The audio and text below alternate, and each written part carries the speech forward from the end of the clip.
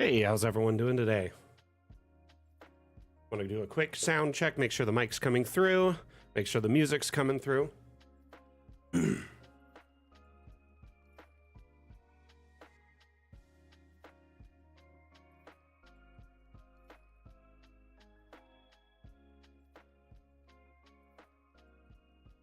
Perfect. I'm glad your speakers are working today. I'm just kidding.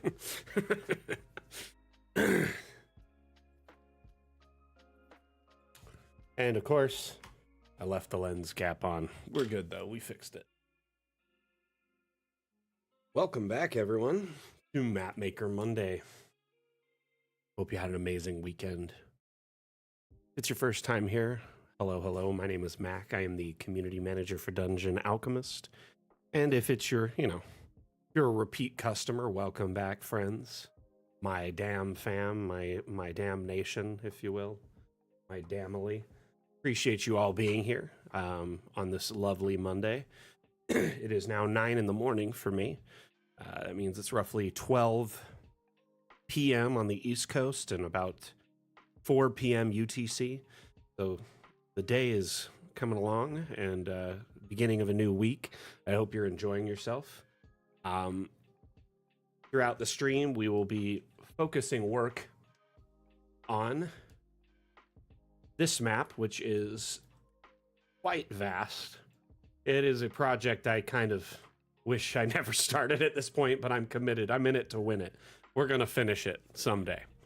Anyway, we work on it every Monday for about a half hour while you and the community can watch, learn, commiserate, give me ideas, share suggestions, or you can alternatively get support, ask questions, share information about a bug you may have experienced. Maybe you have feedback or suggestions for the dev team.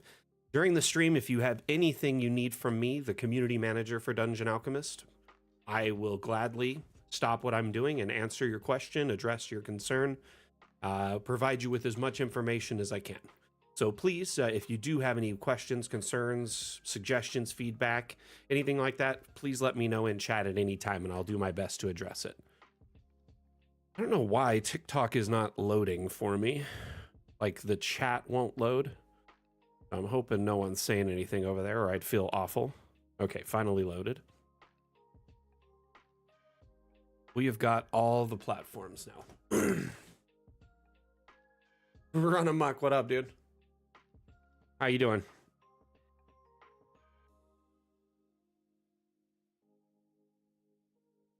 Weird looking mind flare. It's more like a fish.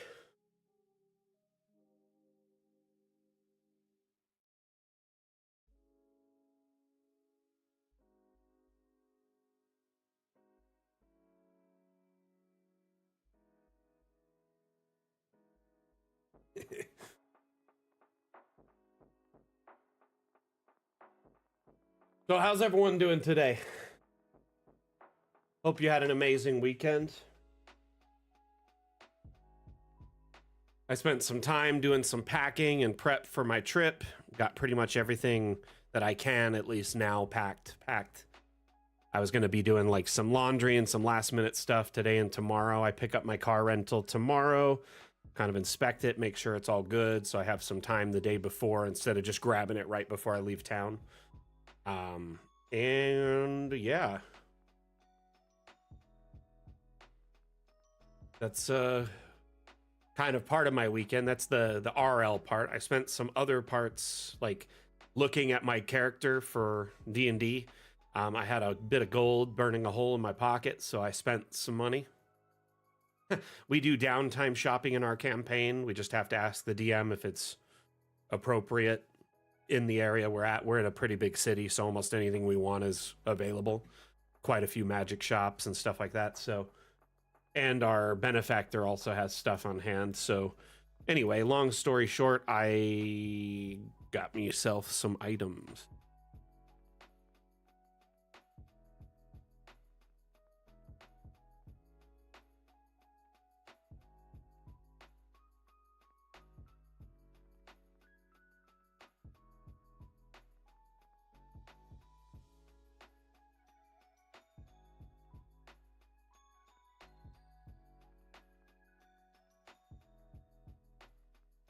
Weird.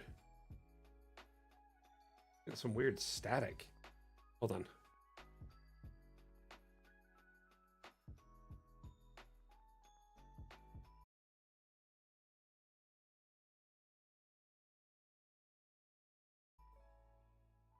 I guess it was just part of the song.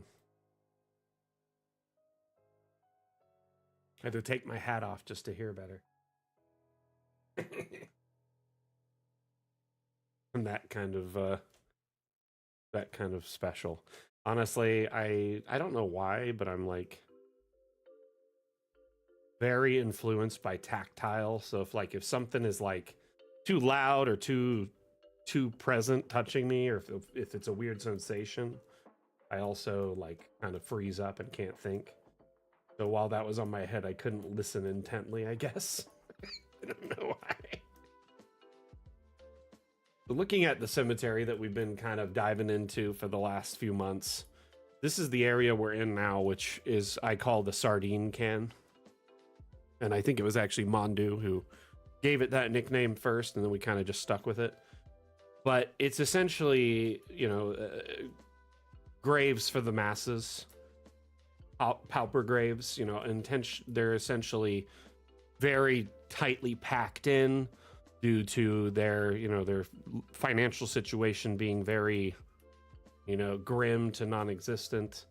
So that's what these are.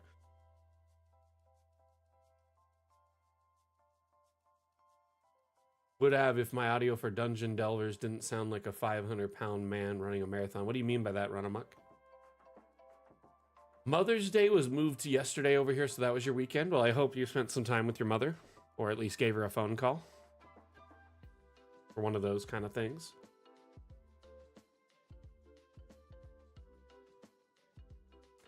Slowly started to scheme my next D&D session. Thankfully, after what was almost a massive derail, we ended on track with 2 primeval or owl bears attacking the party. Why would they? Wow. Why would they attack the party's boat?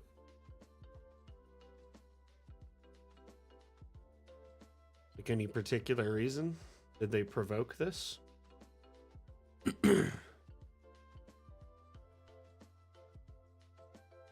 Food? Oh. You could smell the food.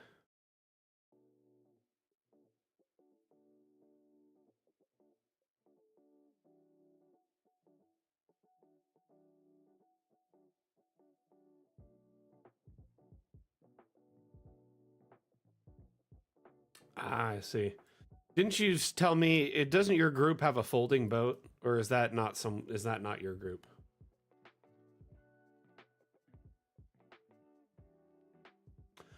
Oh no. So Run Amok, some things to help with that. So a pop filter, this little guy here, they sell them on like Amazon. They're pretty universal. They'll like clamp on the like arm of your mic, or sometimes right onto the mic. That helps with like a clicking sound in your voice. Another thing you can do is a noise gate filter, which is something usually done digitally in your recording software or like in OBS or Streamlabs. I do that for the stream, and what it does is it doesn't catch anything unless it's over a certain amount of decibels. So it won't catch like the fan. It doesn't catch like the air conditioning. When my 3D printers are running, you don't hear them. What you hear is when I am very audibly talking. So I kind of have trained my voice to talk at a certain threshold. And then if it's under that, you have a hard time hearing it. You know what I mean? Using a headset mic, Well, I mean, still, that stuff those filters will still help with getting rid of voice or breathing and stuff. It'll only catch the louder talking instead of the breathing. But you could also pull the mic a bit away from your face, stuff like that. The type of mic really, I mean, it shouldn't matter at the end of the day if you set the filters correctly.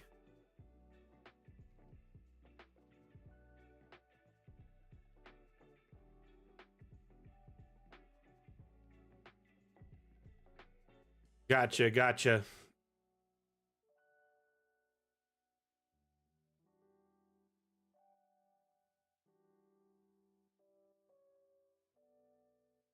Okay.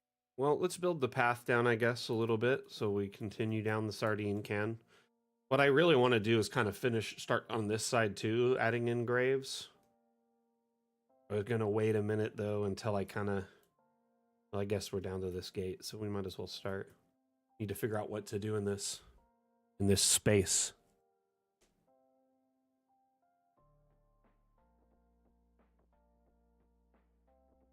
Okay. I'm thinking the same pattern going down, just, you know, keep the row thing going. I might add some columbariums here because then I can do more and more rows. Yeah, that might be a good idea. Let's look at some columbariums. Got these bad boys, right? And then kind of big, but I'll shrink it down. Flip it around. Might even make it smaller than that. We could fit like several of them. Ah, add snap point.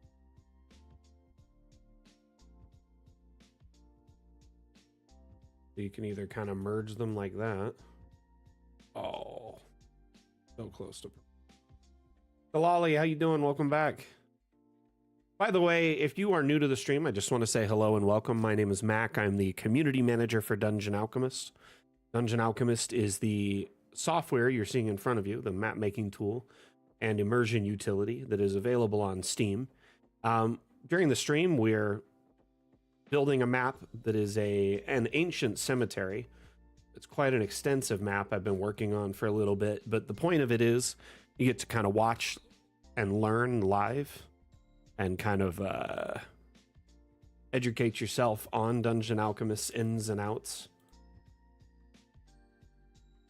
But we're multi-streaming on many platforms right now. I think 6 different platforms: Twitch, Facebook, Steam, Twitter, YouTube, TikTok, and I think that's it. Anyway, it is an amazing map making software. But when I say that, I kind of sound a little biased, don't I?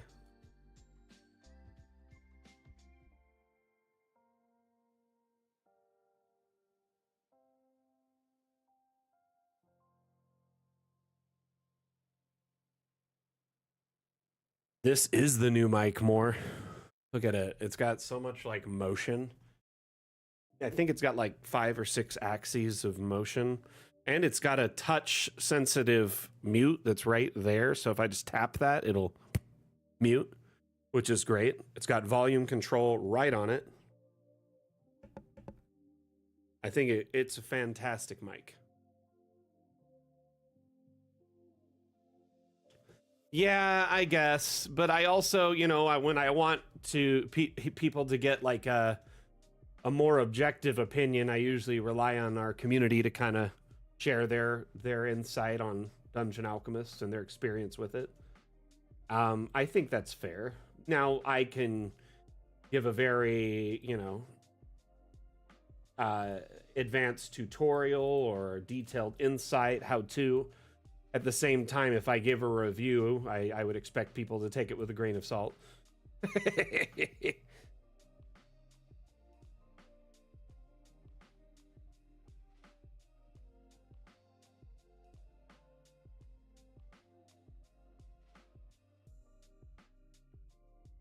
Honestly, I mean, do you hear the fan in my room or the AC right now?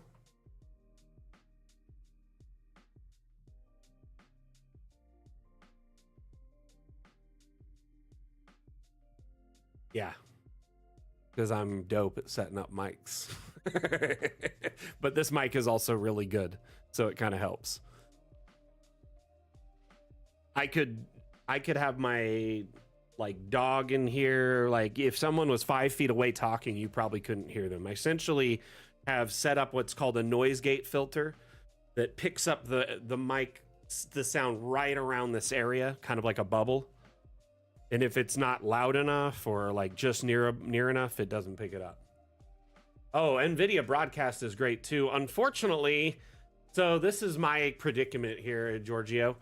So my graphics card on my stream PC is it's a tank. It's a trooper. It's a GTX 1080 Ti, and I've had it for like 8-9 years now, and it's still running. But the problem is, last I checked, the NVIDIA broadcasts at that aspect of the software is not compatible with my card. At least it wasn't when I last checked. The funny thing is I have like a 4070 Ti on my like Dungeon Alchemist computer, and that runs it just fine, but that's not where the audio is piping in because I've got a two PC setup. Noise gates work really well. Yeah, exactly. So like my TI, until it craps out, which it's a trooper. I love it. I'm still happy with it. And for my stream PC, it's great. But I definitely will upgrade to something that can support that. Those, oh my gosh, the filter that NVIDIA has is insane. They were doing like a hair dryer right at it and you couldn't hear it.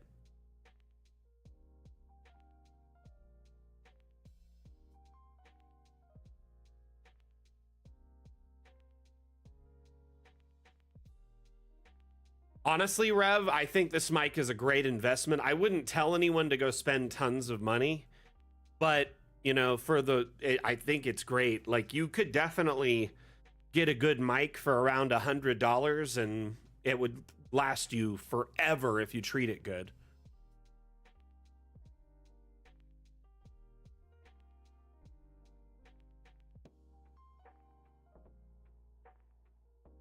By the way, Giorgio, welcome to the stream. Yeah, sorry you caught us when we were just discussing my new mic. I just got it this last week. So I'm kind of enjoying it.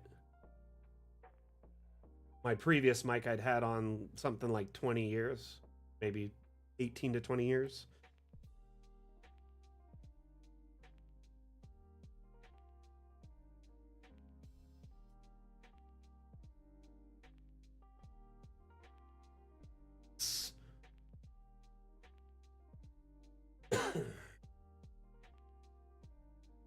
Rev, what are you using to record with?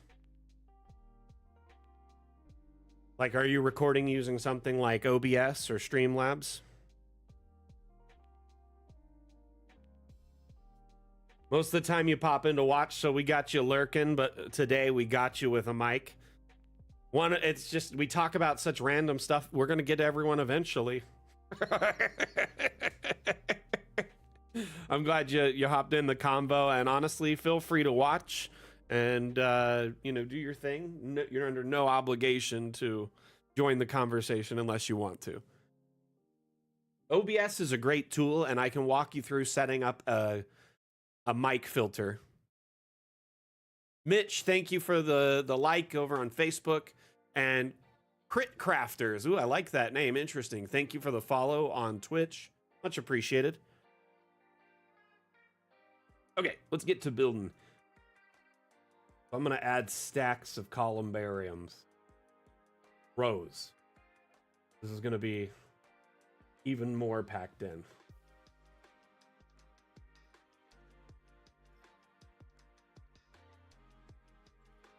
Oh my, I watched Andor, so good. I highly recommend y'all watch it.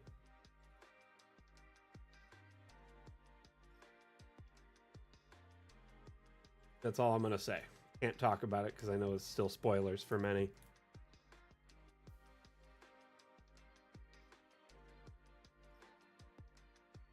Rev, you can also, if you open OBS right now, man, I'll walk you through it. I can open OBS on my computer and kind of show you. I don't use OBS for streaming at all. I use it for recording. So I get you.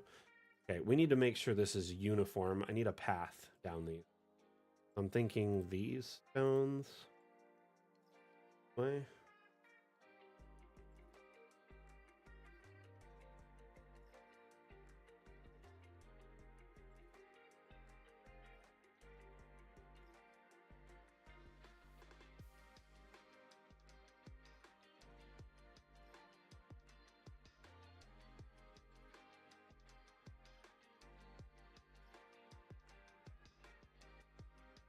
Oh, geez, Giorgio. I really want to like it, but there's too much random non-relevant filler. I mean, it gets difficult to talk about Dungeon Alchemist exclusively for hours on end, especially when you bounce on the same topic over and over again. But that's kind of part of the reason there's filler. Now that being said, I can agree there. There are moments where there are things that are like completely not relevant. We tend to try and stay on topic of tabletop gaming for the most part, but we do get into pop culture a bit.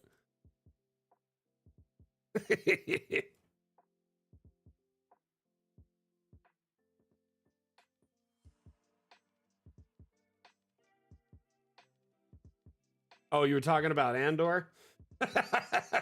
My bad, I misread that. Honestly, I think they were just trying because they only had one more season to make it kind of like a thing to fill in between season 1 and Rogue One. But I don't know. I enjoyed it. I one thing I laughed about was like all the time skips.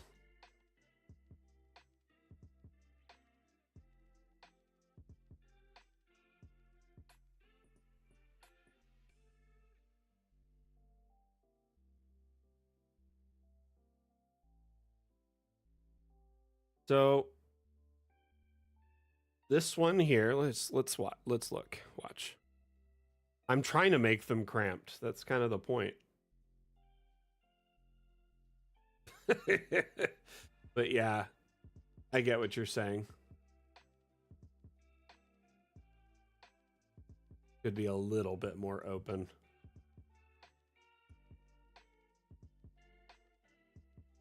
You finished watching it last night? Nice.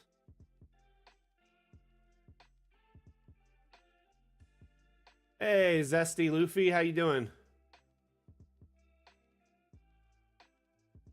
I do one thing I noticed is they kind of went like a it's reminiscent of old like CG in like TV CG and shows like Stargate and Farscape, where they would do like a little cut frame thing that would show like some spaceships going in the distance. They did a lot of those simple frame type shots in this season, and some of the CG for like, for instance, the ships was kind of not as high quality as you're used to seeing. But I feel like at the same time they did such a great job at like melding out the universe around this space, with like practical effects and also like really good set design.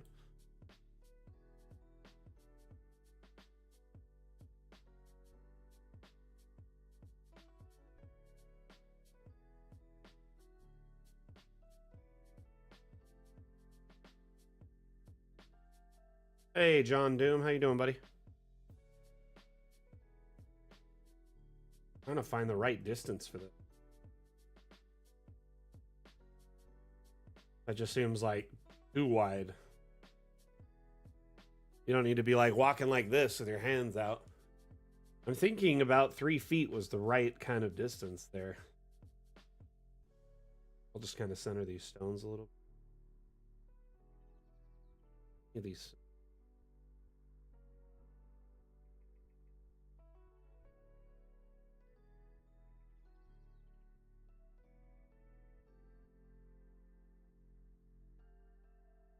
Sorry if I'm talking to myself. I'm trying to figure.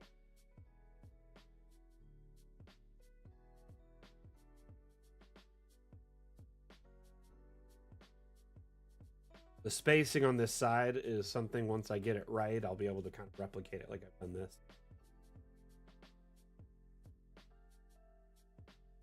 West portal? West portal. Let me think for a moment.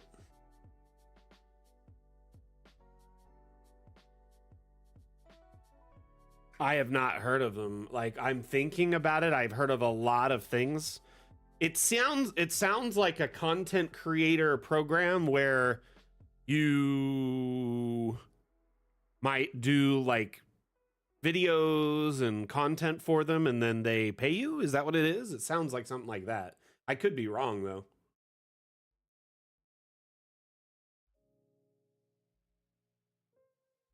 Just from the name, that's the implication. Or maybe they like have video game keys and something like that. What is it, John? What is it more? Honestly, like I am kind of curious now. I've not heard of it before, and I'm not gonna like just Google it just to make sure. Because now I'm curious and I want you to tell me. Let's see. Hello, Mackinac. I really love this handcrafted pass that you did. Hey, thank you, Psycho Machine. Honestly, like it's a lot of work. Someone's got to do it.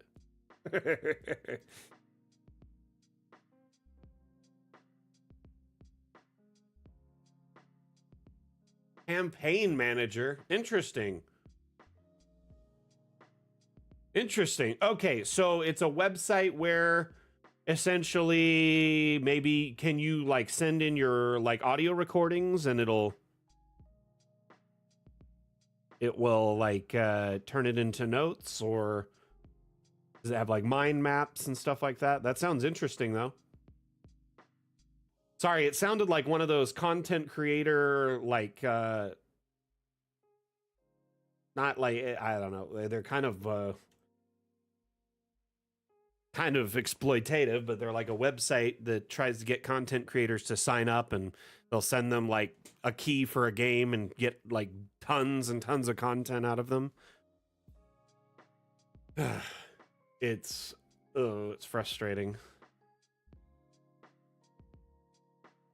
But I'm glad it's not that.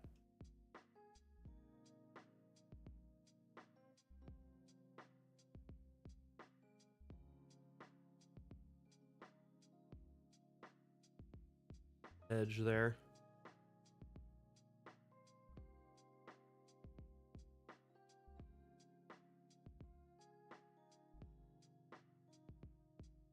Huh. So it's actually a VTT. Interesting. Gotcha. Yeah, I've never heard of them. That's cool though. Check it out, man. That's really awesome.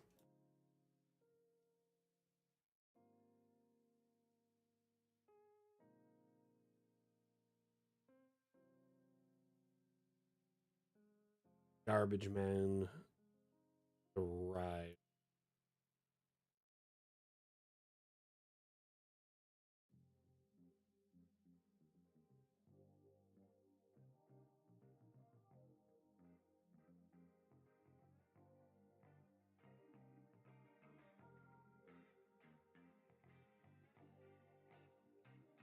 Hear the big garbage truck outside of my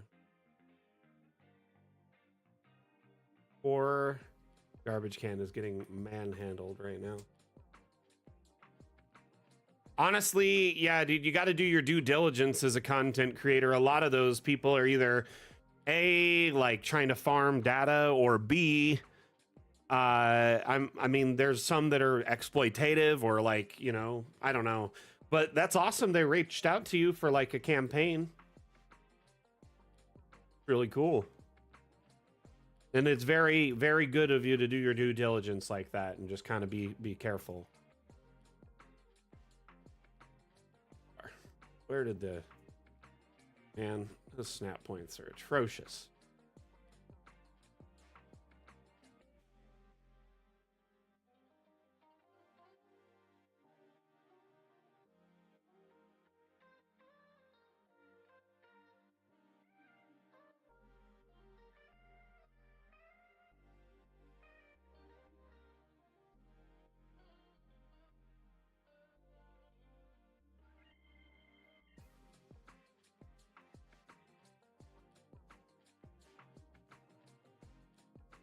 That's really cool. Does it run DA maps pretty good? Like, I'm assuming it uses JPEG and MP4 and stuff.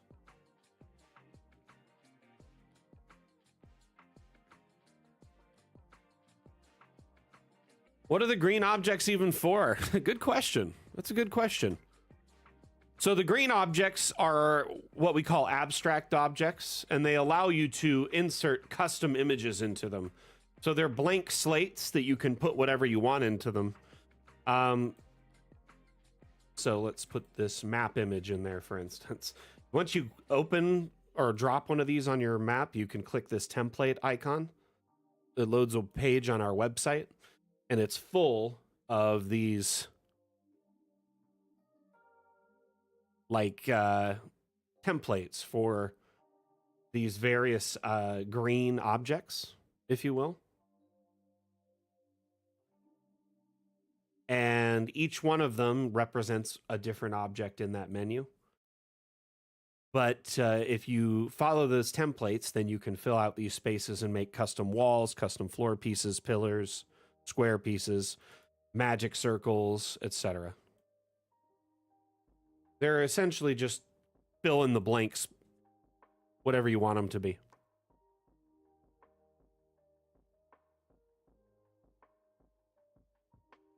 Yeah, I mean, one thing people use them for is they'll put a PNG in them that's invisible, like a blank PNG, and then they use it as kind of like a platform to put all their objects on. That's an invisible platform that they can move around. It also can act as a green screen, yes.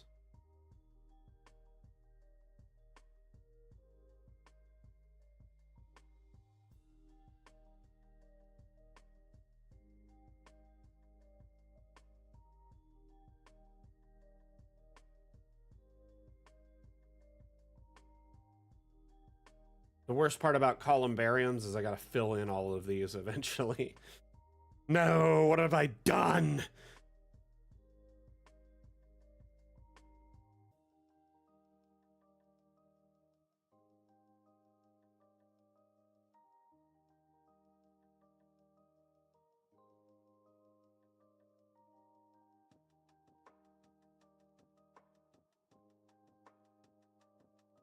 Here, Rev, one moment. I know you were asking. You're still here, right? I remember we were talking about OBS.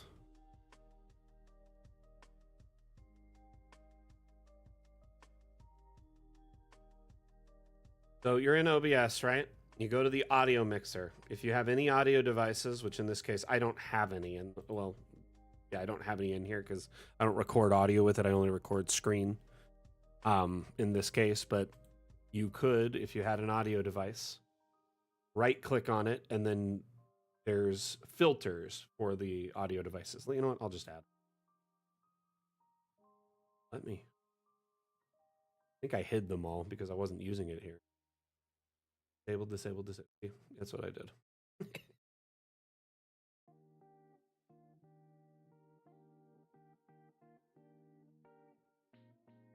Now we have a source. So if you right click on a mic source, in this case your mic, you go to filters, and then if there's no filters by default, you click plus, and then there's all these filters under there, and the one I'm more partial to is noise gate. You can combine several filters, but this one is fantastic. So essentially what this is it's a threshold where your voice will get captured if it's between these two. If it's below it or above it, it tends not to trigger the mic. And then it'll stay open for so much time and then close after so much time. So essentially it kind of automates a way to get rid of, you know, background light noise like fans, air conditioning, animals, kids, stuff like that. Now, if they end up getting loud, it'll still kind of cut into it, but this helps tremendously. Always lurking. So right click on the audio source in the audio mixer, right?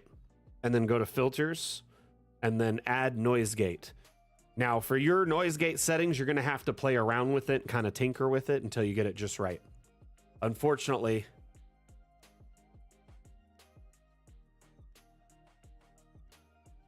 noise suppression I found is hit or miss though. Sometimes you'll be talking and then it won't work because it thinks you need to be suppressed.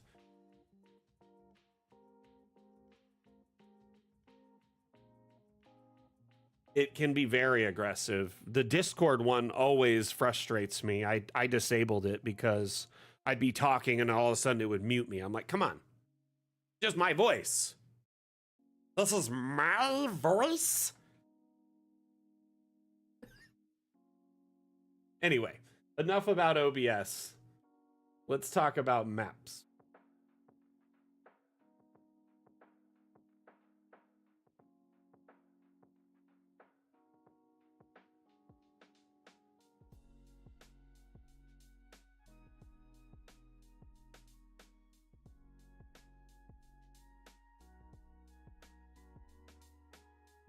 Notice those rows are like way sunk into that.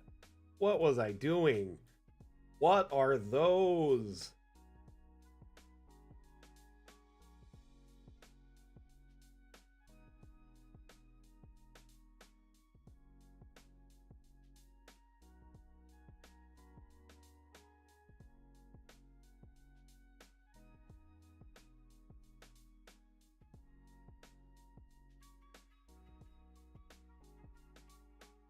Much better.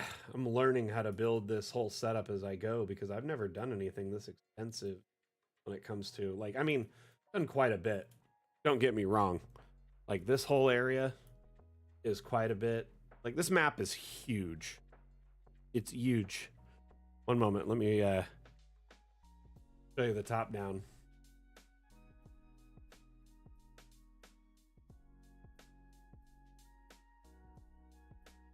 Nice. That's really cool, Rev. What's going wrong, more? Oh. He's having trouble adding someone. Gotcha. But this is the entire map, right? And it started over in this kind of corner here. And I laid out the road by hand.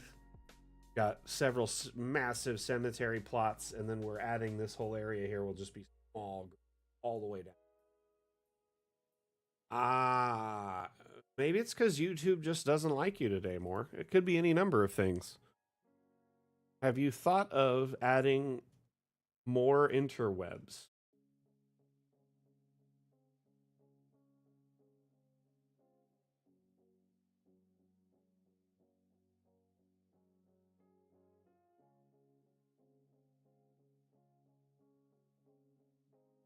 Listen, it's a simple matter.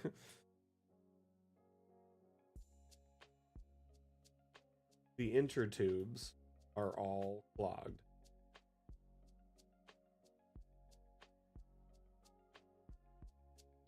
Did you happen to remember to feed the hamsters? Right? You know those really thin wires you have for your internet? If you hook up something bigger, like let's say like a garden hose to your wall, clearly much bigger, allowing a larger flow.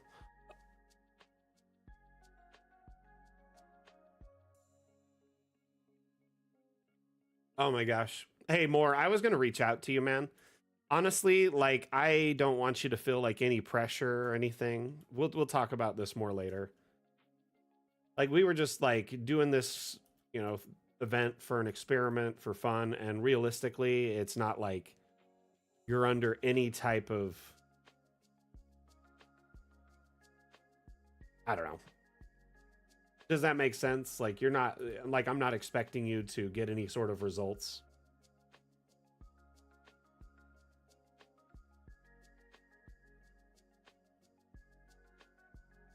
Let's just say I'm not going to hold it again.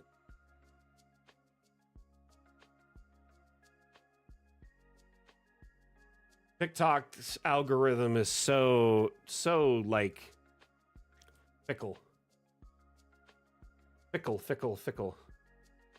It's about as fickle as gravity.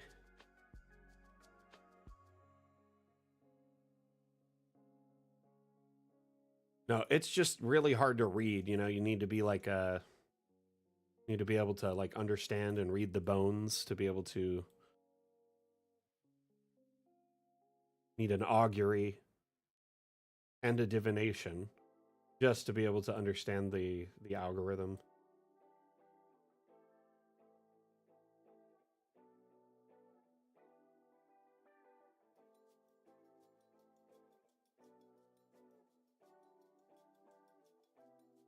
Walk for the tick of the talk, for the ticky talk.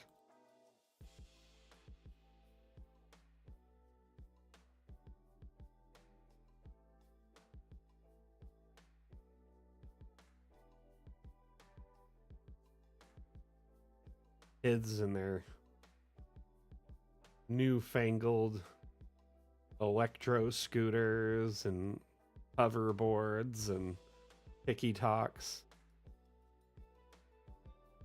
Tiki talks. When I was a kid, we had tiki torches.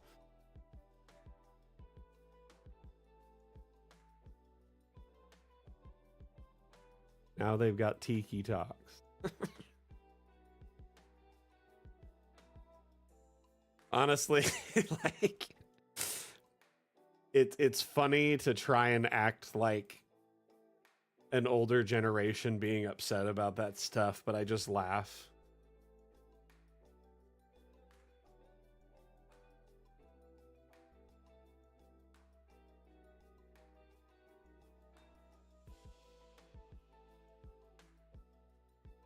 This is vanilla, my friend. Psycho Machine, this is a stone. That's very helpful, right? If you go to objects and then go to structural, it's down under ruins. There's a whole bunch of like broken ones and also non-broken ones.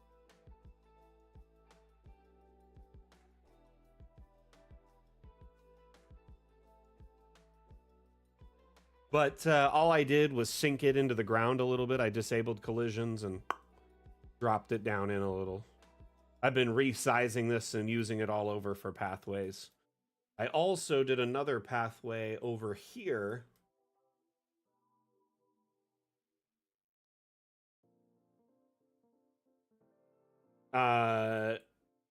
This is a column. It's like a pillar.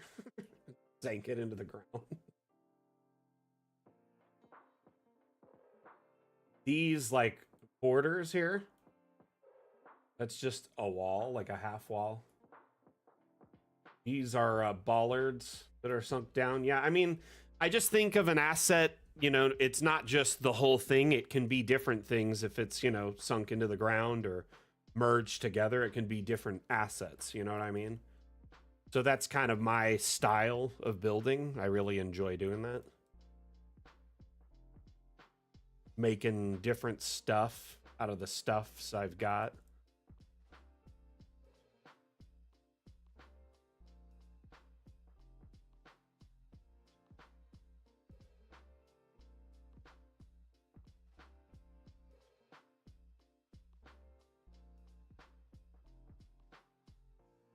So the initial generation of any biome is done at random, like all the texture mashups are done at random using the proc AI. So, by the way, this is good for you to know more because I saw a comment on your video about it. So, Dungeon Alchemist, okay, when we started Dungeon Alchemist and started developing it years and years ago, AI wasn't even like a concept that people considered or cared about. Like it was in video games and it managed a lot of automation in our lives, and we just knew it was there but didn't really care about it. And a lot of people, you know, wasn't something people used in their day-to-day life like they do as much now. Generative AI kind of hit the market a few years after, like very popularly after Dungeon Alchemist launched into early access. So the AI in Dungeon Alchemist is last gen, is what we like to call it. It's procedural generation, which is then uses our internal AI to generate environments and fill rooms. It's been entirely developed and trained in-house, so there's no external influence that trains it, no maps, no assets, no art. So basically very ethically sourced, ethically trained, and all the assets that are used in our AI So anywhere you generate an environment or a room, any of the assets used in it were created by our talented team of artists.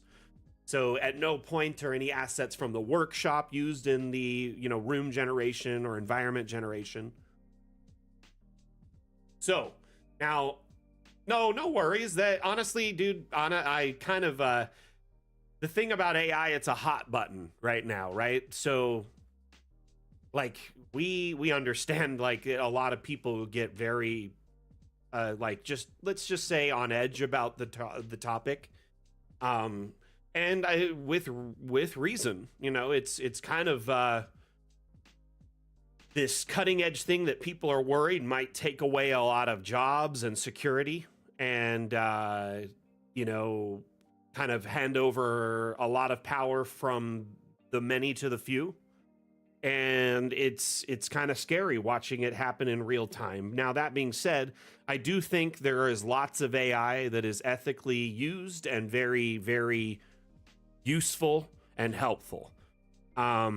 You have AI around you all the time, every day, and you don't even realize it. The things managing like your street lights in your town, like there is AI systems behind that detect cars, detect traffic and changes, and adjust the lights automatically. And then they talk to the lights down the street. You think there's this like whole system of AI underlying our entire infrastructure in our world, and people don't really care about it as long as it's not in their face or maybe taking over their job. You know what I mean? So I do think as long as AI is ethically sourced and used responsibly and used for the betterment of mankind, it's great. Now enough about my AI rant. Dungeon Alchemist, is the team of 10 people. It's not like we're some big startup, and it's definitely not like we have hundreds of servers running constantly. You actually use and generate everything locally from your own computer. So you actually your computer is what runs the AI. So everything about it from end to end is ethical. You know what I mean? Is as much as it can be. Anyway. But yeah, Gen AI, I think, is where the issue lies. But a lot of people don't distinguish the difference. They just see AI and automatically, go for the throat, so to speak. And I'm all for people defending their work, their livelihood. But I also encourage like discussion that is reasonable and calm and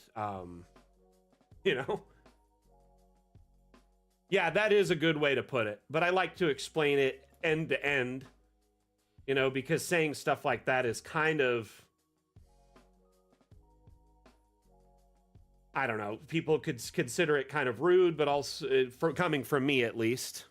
But at the same time, it also is, what's the term when you break something down into simple terms, but it's a little bit more complicated than that. You can barely hear me on YouTube? Weird. Anyone else having this trouble on YouTube?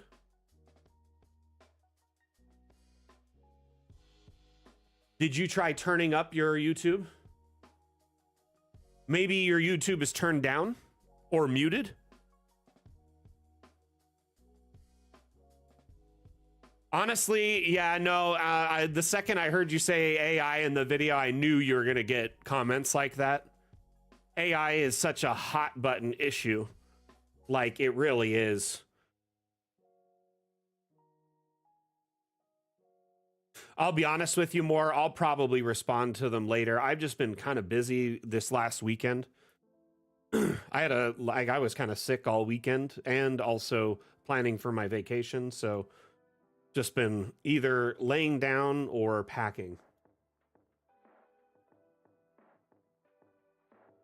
So Psycho Machine, one of our developers, Wim, spends a lot of time training the AI by making tons of room variations, designs, that he then feeds into the AI to train it.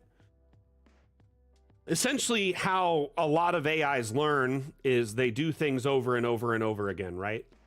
They repeat processes over and over and over again until they learn them.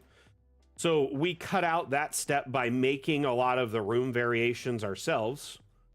So it doesn't have to do all that, right? And then we give it a bunch of variations, and then it learns from those, and then it uses it to generate styles of rooms, different styles, so to speak.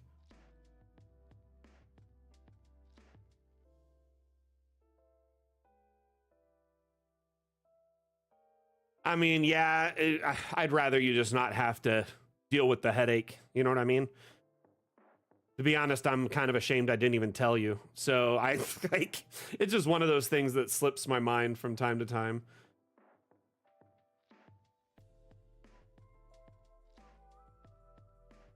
The AI branding in Dungeon Alchemist used to be very prevalent. And in the last couple of years, we've toned it down significantly because we're trying to distance ourselves from the more unethical, toxic AIs out there. Yeah.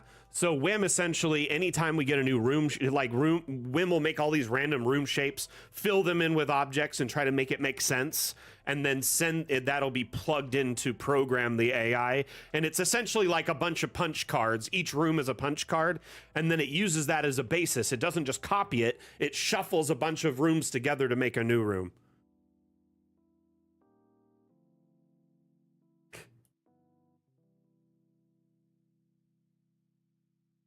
It's not just that. People in our community would just get kind of like, would jump to conclusions about our AI without asking questions. And they'd like once or twice a week, we'd get a tirade in our Discord. Someone's like, I can't believe you guys use AI. How dare you take away work from artists, and then like leave the Discord. And we're like, wait, what? We didn't do anything like that. We never did.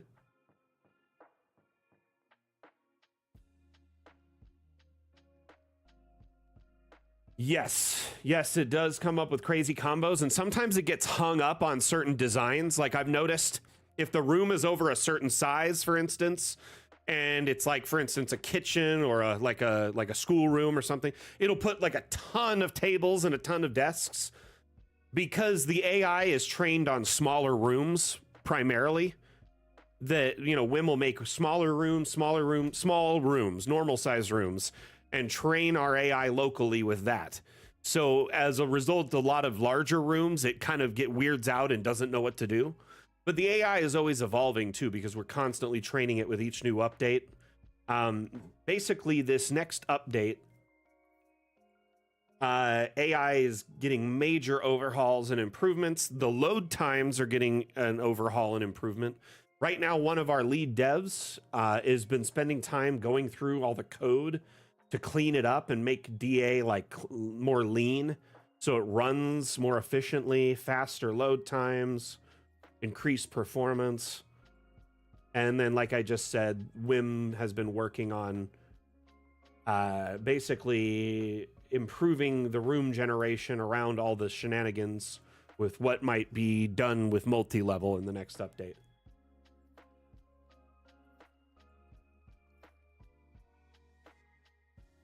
Which question, Pyro?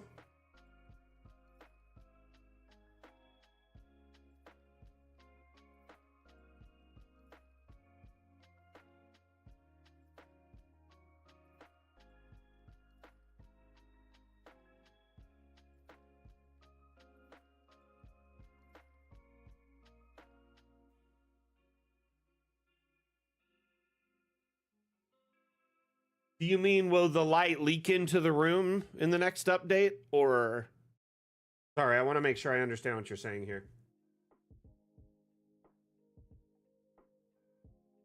I mean, sometimes it does have good placements, Rev, right? Like if you let it generate, it usually cooks okay. And then I'll change a few things or add a few details to make it feel more lived in. Like it's almost like it's a set, or it was designed by like someone just trying to fill the space for like an IKEA instead of it being like really lived in, which is fine. That's the point. You know what I mean?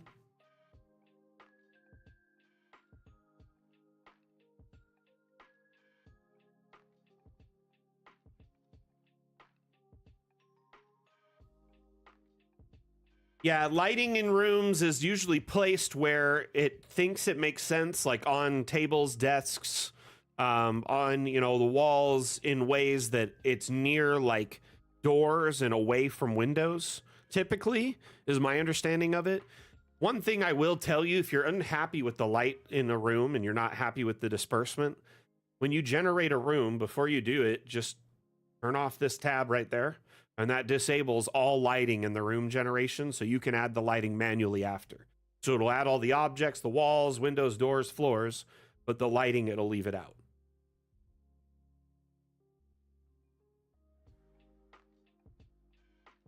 Yeah, a lot of times the AI cooks. It's pretty good. It gets right on the money when I generate a room. But sometimes I'll want to go through and I'll be like, I don't really like the way the bed's laid out, or maybe I want a little bit more stuff in here. I'll change the floor, just a few things. Also depends on how much time I have, right?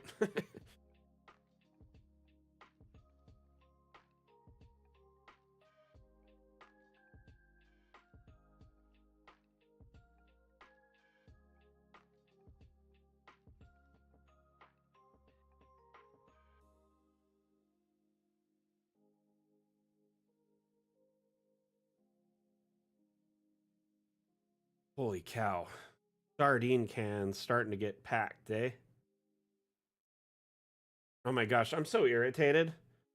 So I ordered 2 new Dungeon Alchemist shirts. My other DA shirt got ripped in the wash. I think it got caught in like the seam of the like washer and got like ripped as it spun. And so I've been wearing my hoodie. It's starting to get really hot here in Vegas. So I've got the AC cranked, but basically at this point I'm like, I need new shirts. So I asked my bosses, hey, would it be okay if I expense a couple of shirts so I just have a couple, one to wear normally and then a backup? And they're like, yeah, that's great, go ahead. So I expensed them a few weeks ago. I ordered expedited shipping. I ordered 2 different shirts, one of the old logo and one of our new logo, and they're not here yet. And I keep getting these notifications that it'll show up soon. And today it says it's going to arrive. And I'm like, cool. It's arriving after the stream, the last stream before I go on vacation. So basically these brand new shirts will arrive today and I won't be able to wear them for over a week. After DA is out fully, I'd love to see a character generator. Dang. That's not necessarily mapping at all, but I mean, it'd be cool.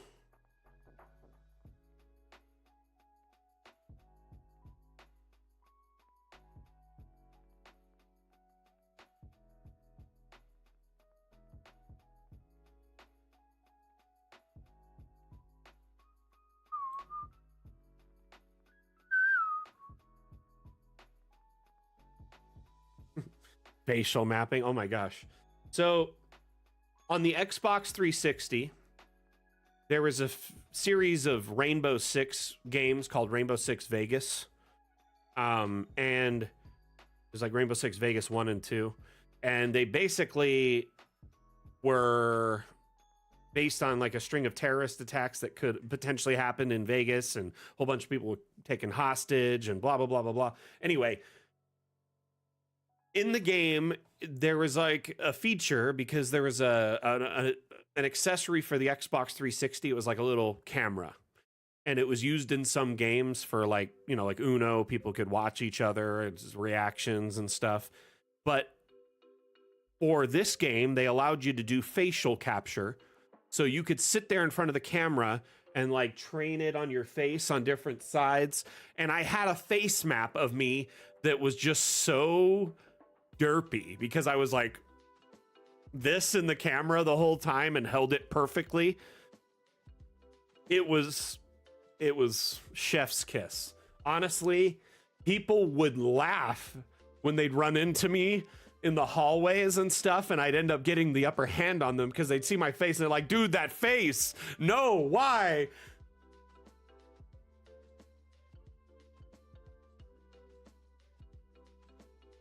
Because they just couldn't concentrate. Like, It was such a good, like, it was such a funny memory. Just imagine my face running into you in a hallway, but looking kind of like golden eye-ish, like, just like.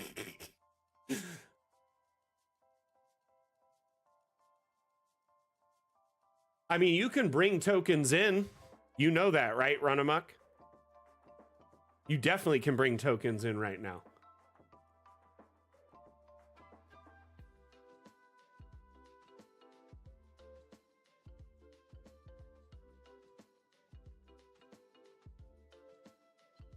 Hold on, let's save. Always be saving, people. ABS. Okay, so.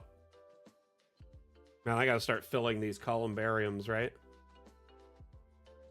Whew. But the asset importer would allow you to take, say, an asset made on Hero Forge or any of the other token mapping tools or token crafting tools online and then import it. Additionally, you know, through the token shared on the workshop, there's close to 1,000, I think between 800 and 1,000 now. Here, let's do a quick math.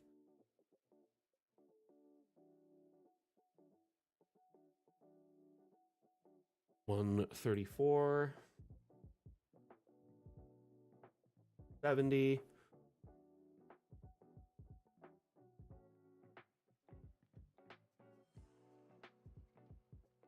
So we're up to 875 tokens available, shared on the workshop. Some are animated, some are just flat, you know, gray color like an STL or a unpainted token. Some are full color. Some are like not even fantasy at all. Anyway, now that being said, I know it would be awesome to have a token builder right in DA similar to Hero Forge, though I just don't know if that'll ever be something they include. A, it could probably jeopardize our license with Hero Forge. And B, or put us in some kind of litigious situation with them. And or B, it's not anything we have ever like discussed or promised as our like part of our roadmap or Kickstarter.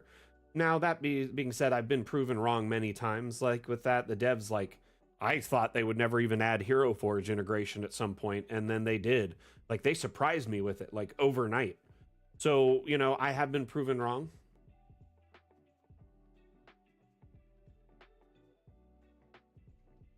Now, that being said, Hero Forge has become such a powerful tool, especially lately. They've added some serious upgrades to their kit. I know it does get a little costly to start buying, you know, per token. There was another...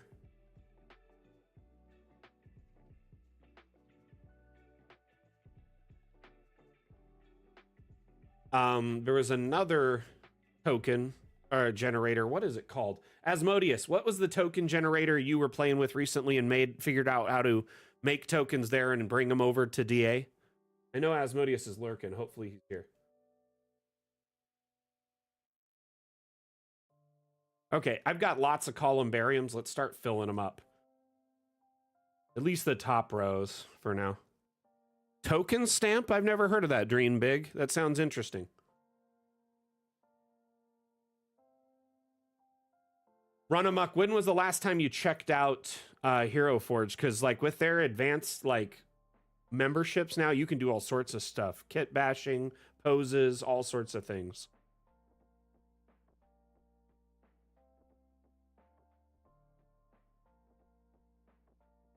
Urns. Let's throw some urns. Oh man, that urn's big.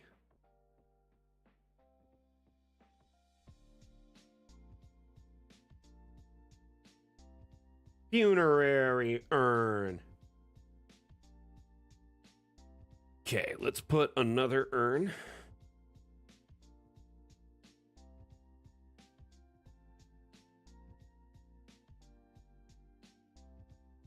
Titancraft. Yep, that's it. Titancraft. Thank you.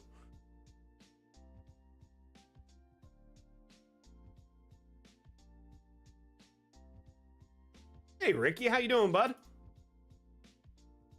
Oh, I love Token Stamp. You tried it out Friday night? Nice. So Token Stamp is getting approval on several chats right now. And then Titancraft is one that you can actually make tokens. I think you can make them for free and then export them. They're in a format that isn't directly compatible with DA, but you can run it through Blender and adjust it, which is free. Blender is a great tool, and honestly, if you don't know anything about Blender, it's a good tool to learn, great resource to have in your back pocket to understand how to at least make simple 3D shapes and whatnot. Okay, let's try stuff besides urns. What else can we put in a columbarium? Oh, we need a canopic jar.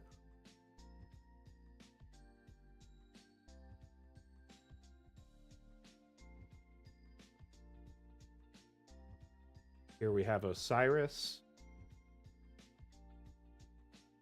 Ready to be released.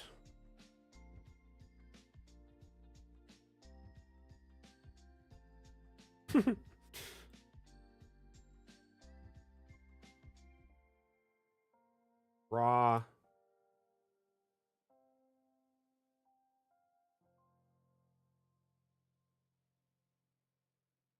Asmo's really skilled at 3D stuff.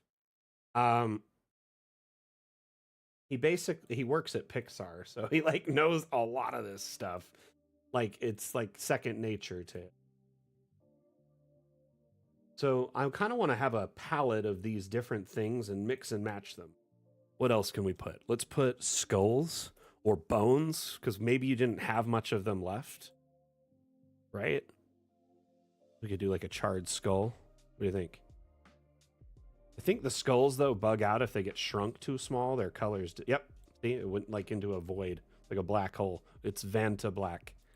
Let's try a different skull. Okay, that one works.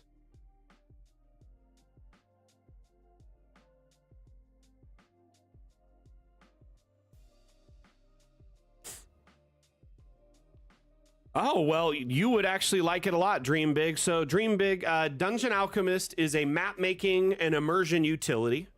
It's available on Steam. We actually offer direct integration with Foundry.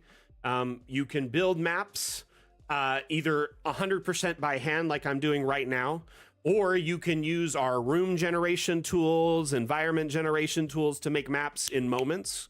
And the maps export with lighting, line of sight, walls, windows, doors, all that stuff. By the way, Jack, when we say AI in Dungeon Alchemist, it's not generative AI like, you know, like Chat GPT or anything like that. It is last gen AI, proc gen, procedural gen. Our AI is trained 100% in-house. We're a team of 10 people, an indie team. So our team developed and trained the AI entirely in-house on our own data sets, maps, assets, etc. So at no point were any public art, assets, maps, anything like that used to develop it. Oh, you know it's all in-house and awesome. Awesome. I just want to make sure. I appreciate you, though. Thank you.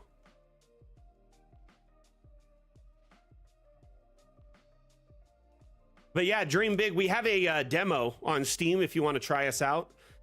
It gives you kind of a small slice of the pie, one of our, I think, 13 biomes, the forest biome, and you can build a tavern. And then you can even export the tavern for Foundry if you want. But if you click the export menu, there's a whole bunch of different options. You can export for several different virtual tabletops. You can export digital files or for print. A lot of people in our community actually use Foundry. It's, I would say, the most popular virtual tabletop in our community by far. Uh-oh. This map is so big. Exporting is going to be a moment.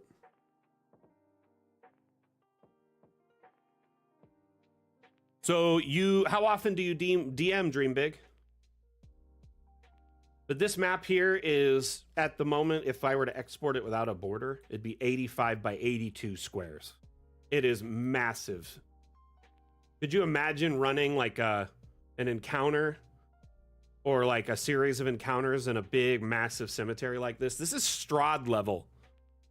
Like, insane cemetery. I'm wonderful, Ricky. Thank you for asking, man. Have you been streaming lately?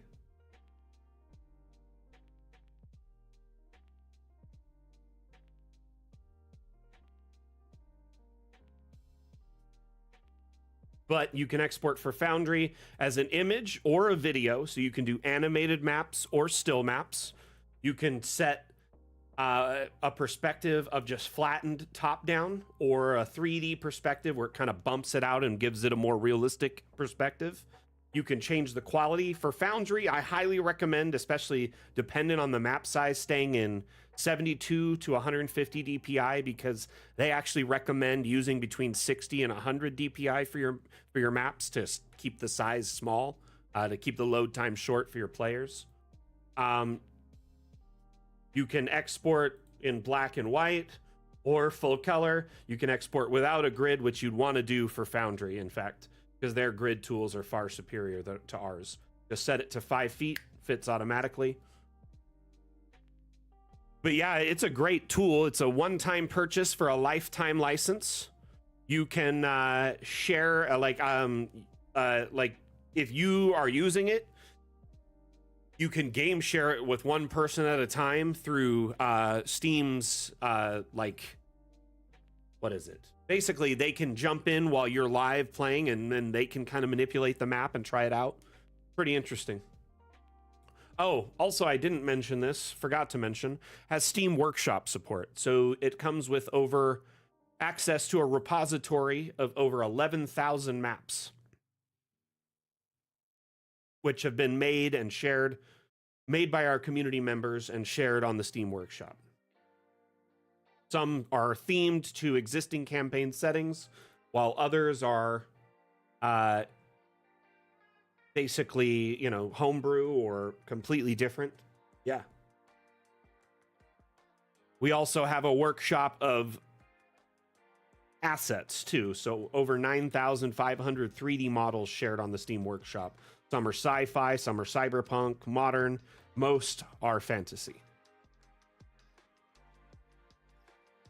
Anyway, back to the grind here. I gotta keep making graves.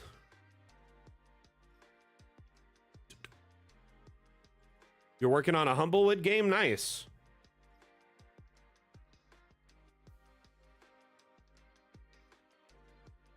There's actually a few people in our community that do Humblewood, if I'm not mistaken.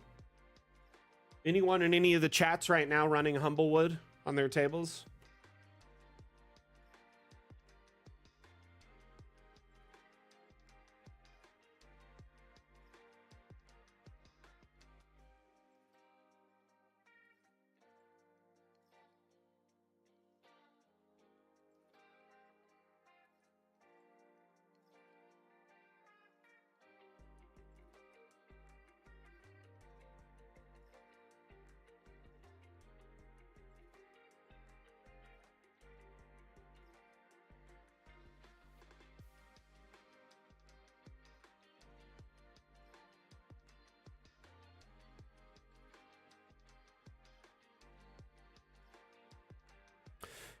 What other things can I put in the columbariums? I gotta go look at the other ones I've done.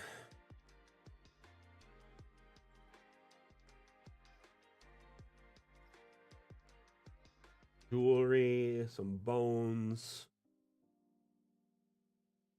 vase. Okay. Done them in a few spots. Roll a book. Tools.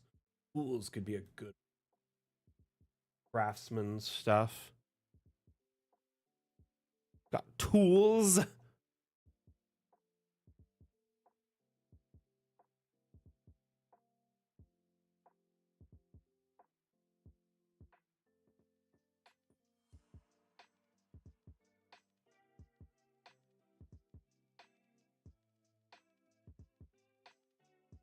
Forks and spoons. Get the fork out of here with that. I'm just kidding.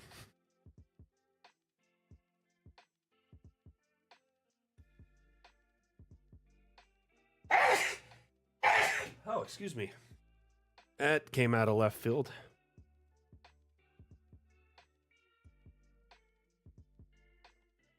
This map's gonna be the end of me, Dream Big. I've been working on it for about a half hour a week for a while now.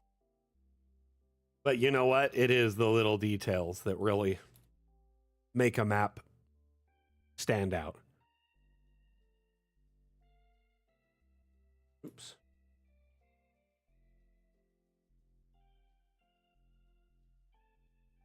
It really is Psycho Machine.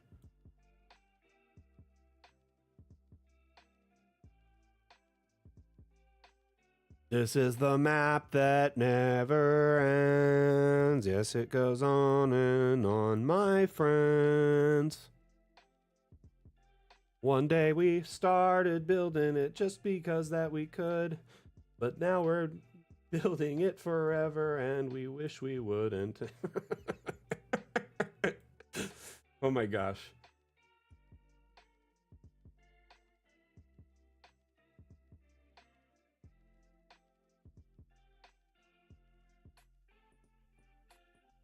Sure. So the next damn challenge theme is border. You have between now and the 30th, the end of the month, basically. So between now and the end of day on the 30th in your time zone, so 11:59:59, you can submit a map. I love it when I paint miniatures for an event and they go a different way. Dude, trust me, that's like, oh my gosh, all DMs feel that. You could do so much planning and your players always go a different direction, right? No matter how much you plan, your players are always going to throw you in a completely different direction.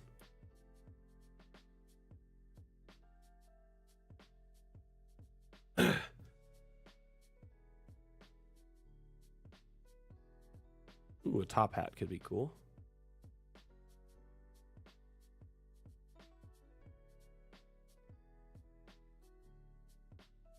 Hey, Dream Big, thank you for that follow. Much appreciated. And the share and the like. Much appreciated. Dang, we have over 1.1 thousand likes on TikTok. Y'all are insane and amazing. Thank you for the love. Appreciate you. The wizard hat in the column there. What other little personal items could we put in here? Jewelry, I guess, could be something.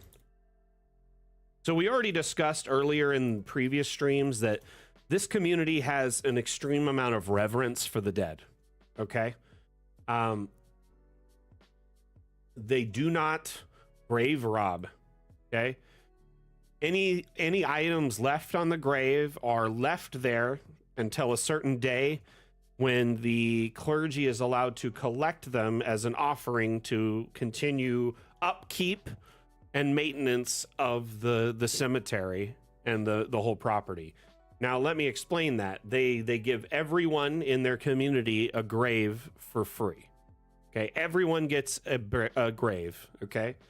But a burial does cost. So a gravestone, a headstone, things like that, they cost, okay? So essentially, if someone's family member died, they're encouraged to get together and dig the grave as like a family friends event, and then bury their loved one, and then bring items that might show like reverence to them or something that they remember them by. So more often than not, they'll leave like an item that's representative of them or a simple stone plinth because it's something they could make or afford.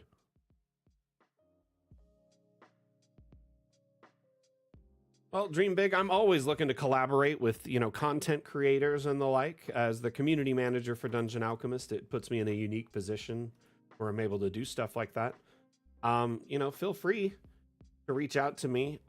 If you want to hop in our Discord, you could follow the link to our website and go to our official Discord, and you can find me through there. We can DM. Email, alternatively, is a good option where you could reach out.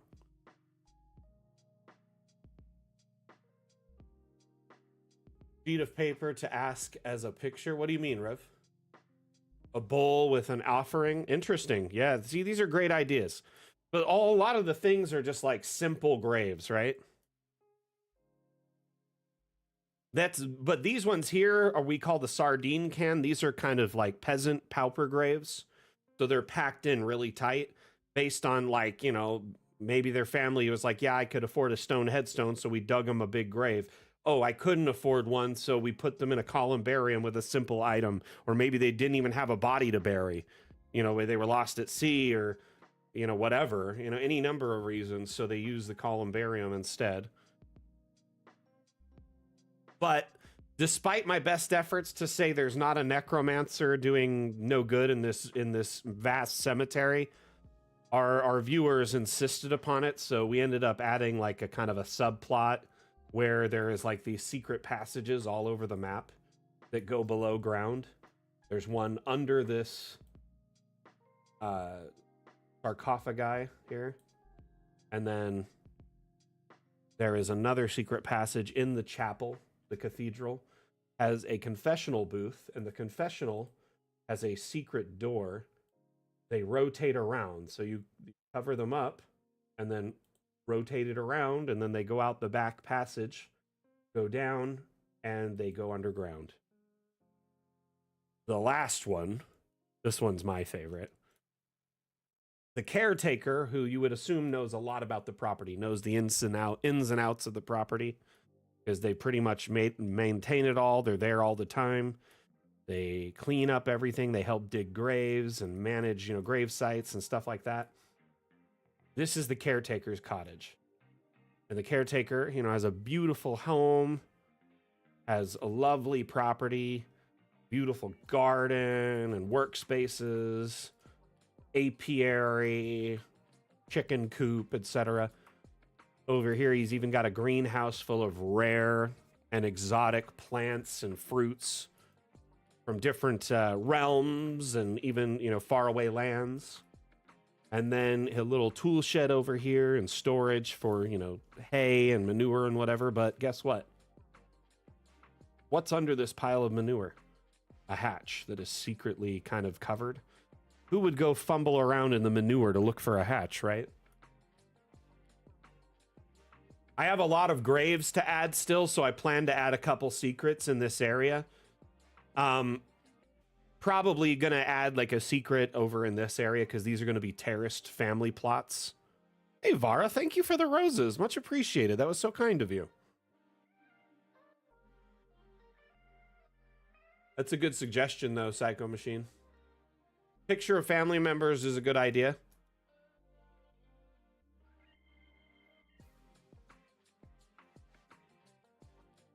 Okay, let's get in here and start putting in some more objects.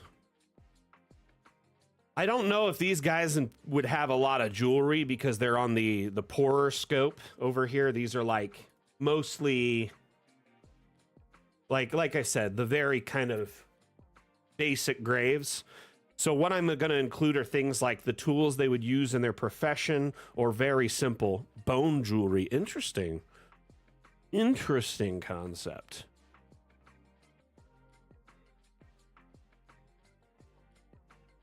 I was also thinking like vases.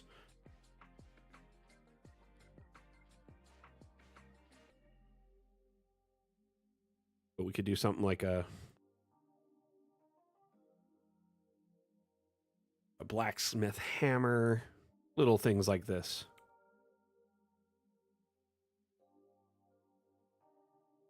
Shrink it down and put it in place. I want to see what this looks like in first person over here. Should we look at it? At least we got like almost one aisle done. Let's pop a token in there. Whoa, I feel gigantic there. Shrink me down to the normal size that I plan everything to be scaled around.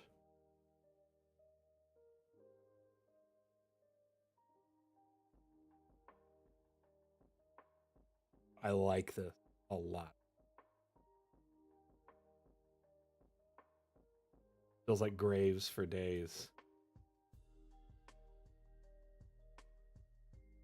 Now, this size too.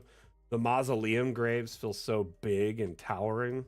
Like there could be like 6 or more dead in there. Oh, this is so cool. Though I do feel kind of like a halfling over here. A little bit.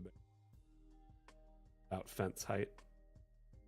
I feel like I need more greenery though. What do you think? Now I'm too big. Columbariums need to be double height. No, what have I done to myself?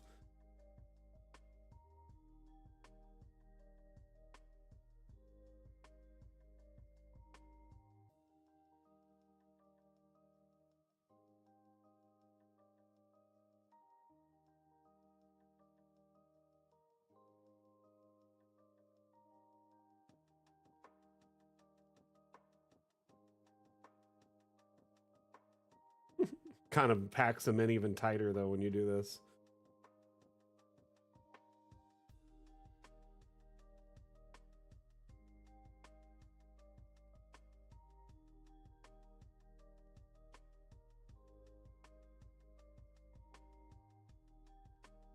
You know, I never watched a ton of Game of Thrones. I only watched a few episodes, so I'm not familiar with the stylings, but I do plan the underground associated area, the next map I make that's like an accompanying map, to have catacombs and sewers and stuff that are tied to the entrances on the surface.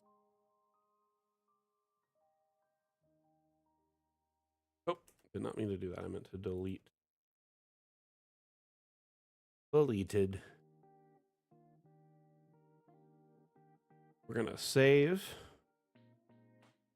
We're gonna save twice actually, because that's like the smart thing to do.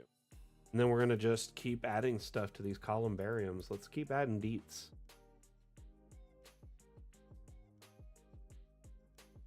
Let's Lydia deets it.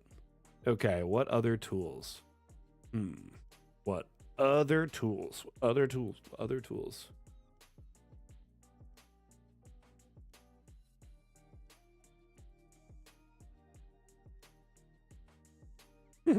A meat grinder? Yes, I'm gonna do it.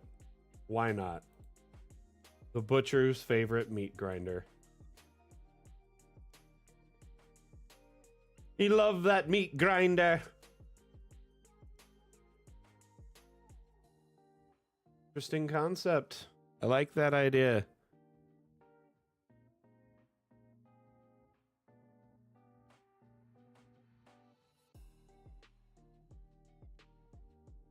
The butcher from Fleet Street. Oh no. From Fleet Street. Honestly, it'd be so much more believable that, you know, the butcher was the murderer than the barber, right? That being said, barbers back in the day were kind of a catch-all for a lot of things. They were like a surgeon and a dentist. They did a lot of stuff.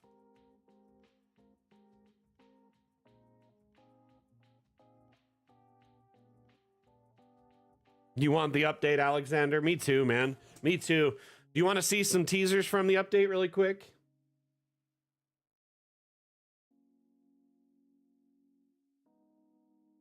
By the way, I'm really sorry about the delay. So for those that aren't aware, the Fun with Objects update, the devs have decided to delay the update into July just a little bit. And the update is so big, they're going to be splitting it into two parts. So part 1 will be releasing in July, and part 2 will be releasing like near the end of the year. Basically, the choice was either delay till closer to the end of the year and release the whole update as a whole, right? So we wait till like November, December, release a massive update. Or we break it into two pieces and we release one part this summer and one part later this fall.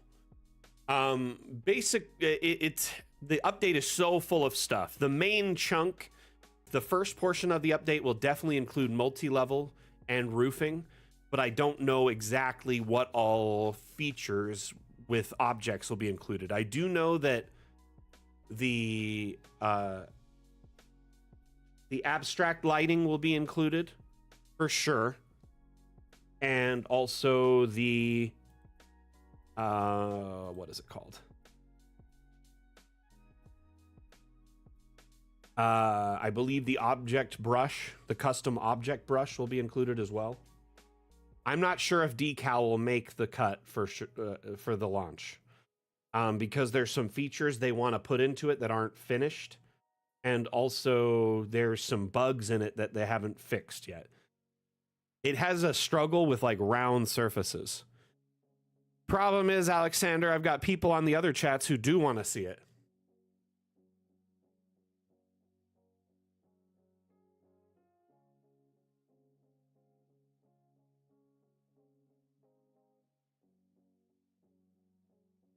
I think was one of my favorite things I've done with some of these graves is connected ones like these, where it's like a simple, like the two poles with a rope between them to signify like a married couple. Let's look at some fun with object teasers. So floor switching. Good question, Chronicle Move. I would love it if Glock objects are going to be in the next update, but I don't know for sure if it will be in it or not. I've seen it on the roadmap, but I haven't seen any development towards it, so I don't know if it's being done or not. A lot of times they'll add features in a list, like a dream list, and then they'll start pushing away at the, like working on the ones that are the most practical and viable to make, or ones that they want to focus on because community interest. So in this clip, you see transitioning between floors, which can be done one of two ways: the new UI element you see up here, or you can transition between floors using the plus or minus key on your keyboard. So if you only have one room present, one floor, you press plus, it'll jump up to the next level where you can draw in the rooms. When you add a new level, it kind of looks like this, depending on the shape of the room below it. And then at this point, you can use the room tool and then draw in new rooms, hallways, etc. Or cut away spaces to make space for a stair.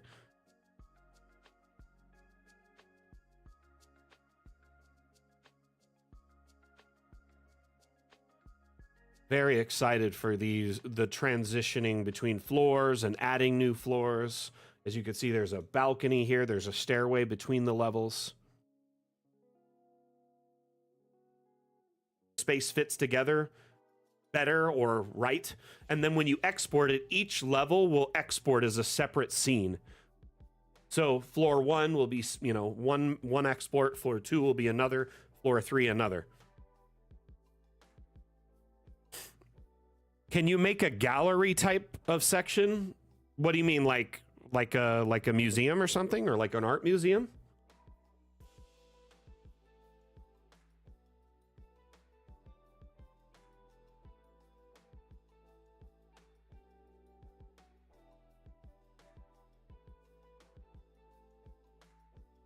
I'll be honest with you, it's definitely possible to do that already in Dungeon Alchemist, but a multi-floor gallery would be amazing. And I'll tell you why I believe in that, because I have a gallery on the workshop, the Damn Challenge gallery, and it's already so full of entries and so big, making it any bigger, the map is almost impossible for most people to open.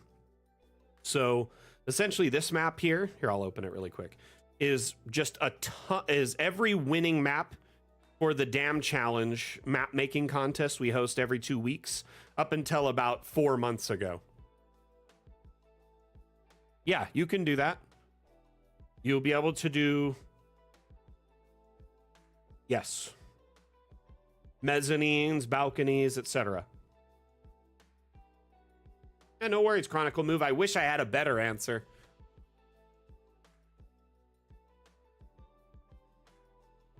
Like, a lot of times I wish I had like the exact answer for you, or a timeline, you know, when stuff like that comes up. But like I said, I have seen it on the menu in the back end where they're talking about it, like they want to work on it, but they haven't really come up with a conclusion as to how to address it effectively. The other concern is basically they want to keep the UI very simple, and adding new elements like a lock button, things like that, starts cluttering it up. So they got to come up with an effective way to do it. When you said gallery, I thought, man, yeah, you can make a gallery. This is our damn challenge is our ongoing map making contest. It's essentially every 2 weeks, we pick a new theme, encourage our viewers to make a map.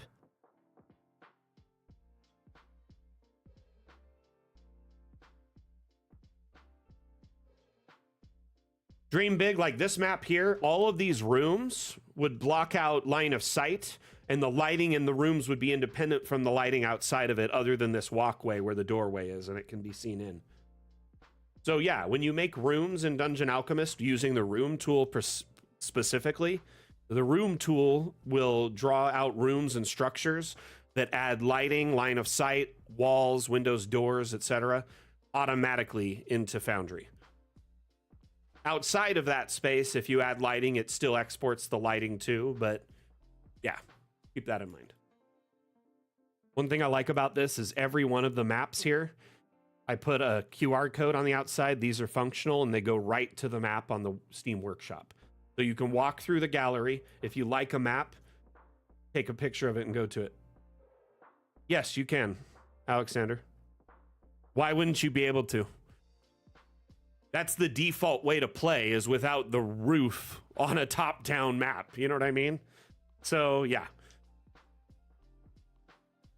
Though it is on you, the onus is on you, the DM, to prep that, say, if you're doing a virtual tabletop. So you'd probably have one map with the roofing and one without.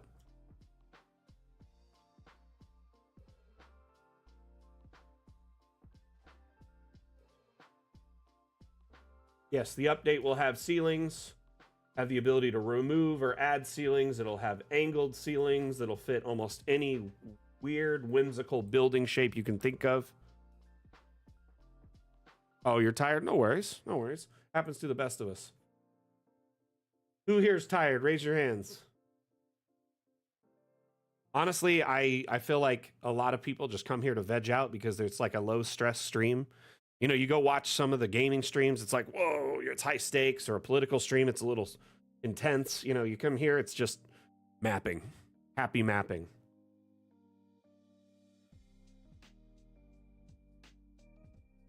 You're on your lunch break? On your lunch break? Nice. What you eating? I'm getting hungry, matter of fact. Roofing is going to be so cool, though.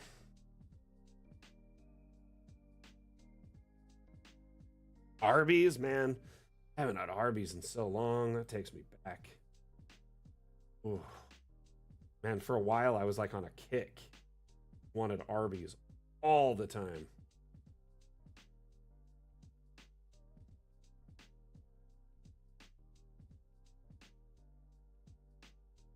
Then I got to the point where I had so much, I was like, I can't do Arby's anymore. No more Arby's. Now I'm just craving it. Probably just get myself some roast beef and some stew and make myself a sandwich.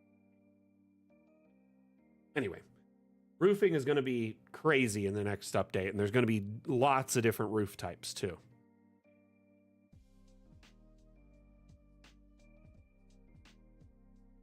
Rev, honestly, I don't eat out anymore. Like, I know that I'm not trying to sound like I don't eat fast food. No, I just don't really care to eat at restaurants or fast food anymore. I work from home. I'm home almost all the time. It actually saves me a ton of money not eating out anymore. I spend a little bit more time, you know, in the kitchen cleaning and cooking. But it also, you know, it's just nice to eat all my meals at home, or yeah. Anyway. It is a one-time purchase for a lifetime license, my friend. We do not do the monthly subscription thing. That's silly. That is incredibly silly. We agree that you should own things when you buy them. And you also get all future updates until we leave early access. So I will be clear, we're in early access right now, but we started as a Kickstarter, right? And we promised 13 stretch goals as part of our Kickstarter. We've delivered on 8 of those stretch goals. After our next update, 9, which is coming very soon. So after the next update, we'll only have 4 major stretch goals remaining until we leave early access. At which point we'll still deliver, you know, quality of life improvements, you know, things like that, subtle feature improvements, and we plan to offer optional expansions due to community suggestions, community feedback. A lot of people want to do maps, say, in a cyberpunk setting or a sci-fi setting using Dungeon Alchemist, but we're primarily a fantasy aesthetic. Gotcha.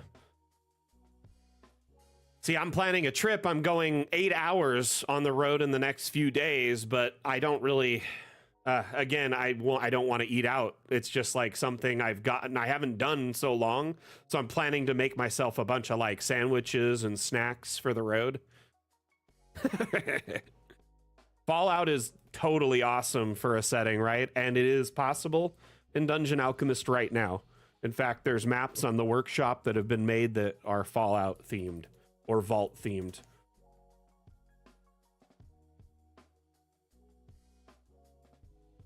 Because we have Steam Workshop integration.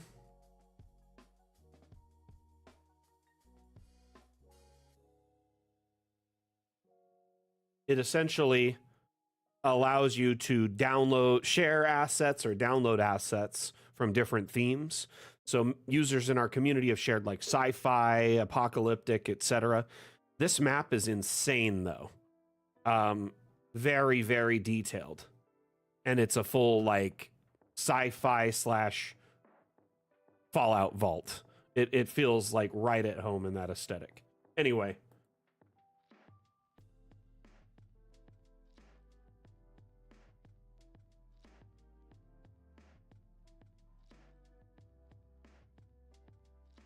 Oh man, I'm craving Arby's so much now. What did you do? What did you do to me?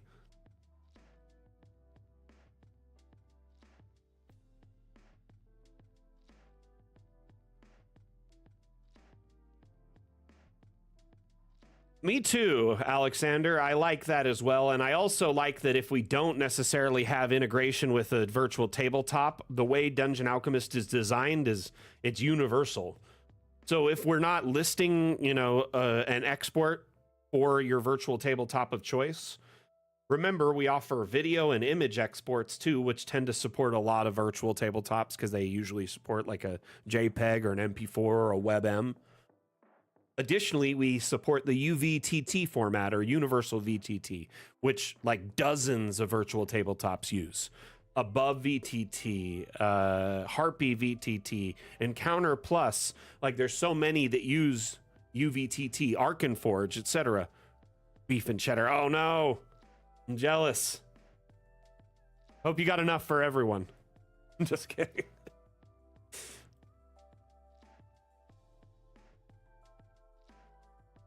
Man, I only filled 1 row of columbariums. Okay, let's get my shiz together. Let's do this. Ooh, a basket? That'd be cool. A little basket.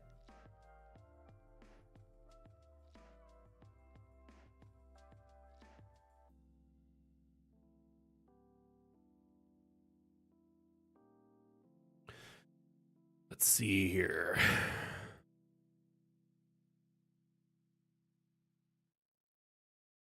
Ooh, we got all this pottery. This is going to save the day. This stuff is great. Oh, yay. Thank you. Thank you for the emoji lunch. We're eating today.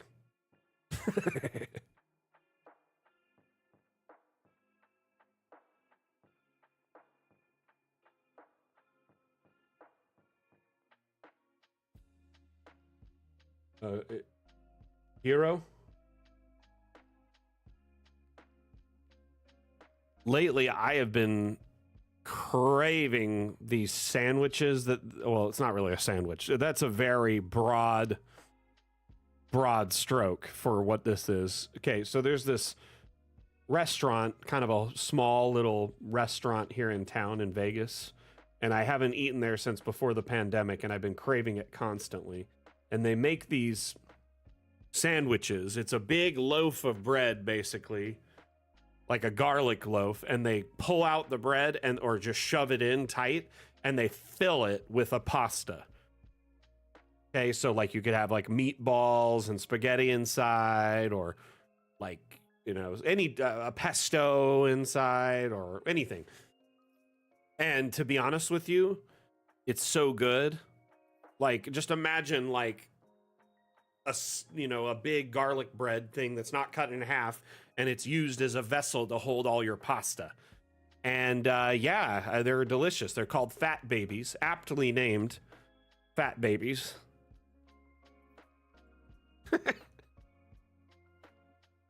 Too good.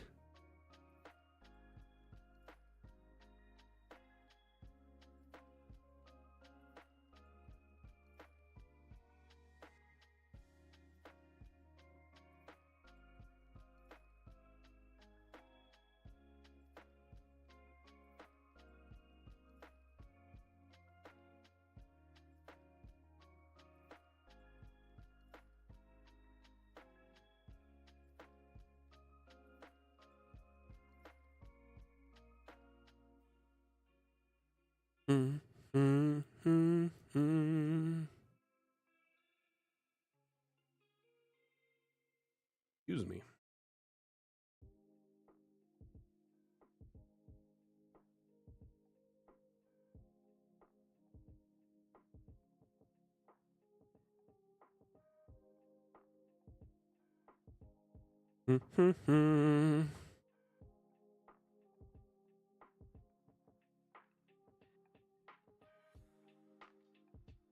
Cheeseburger bowls? What is that? That sounds like it should be something on the menu in my home on occasion.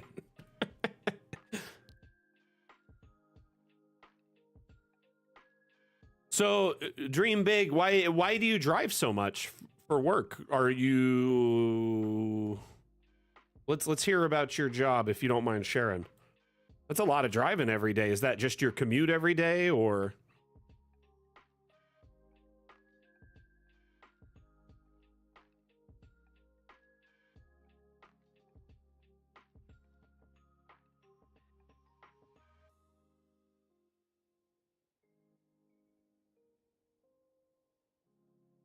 I'd love to hear about everyone's commute for work each day. Definitely do not miss that. I feel so, just say, blessed to not have to drive into.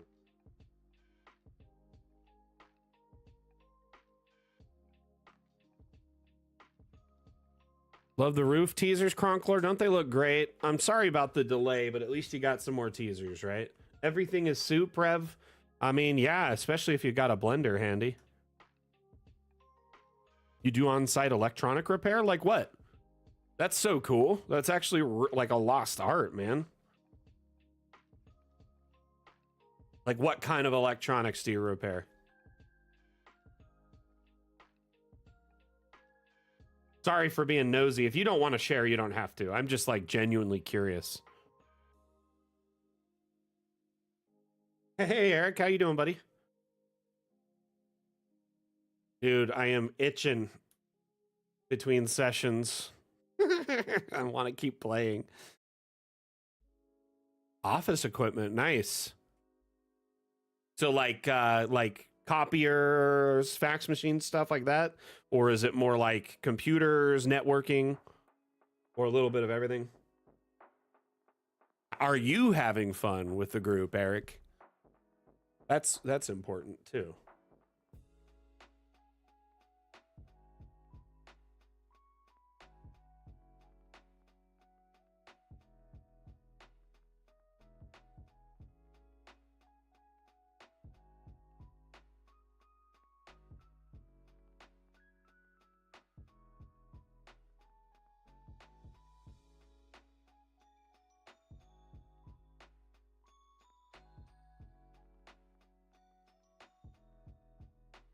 I think I want to put a little lamp in one of these too. Let's put like one of these oil lamps. These are really nice. Small. Sigil someone could keep going for somebody. They come and burn a incense, oil to the lamp, kind of signify their life continuing in some way. Also adds light to that.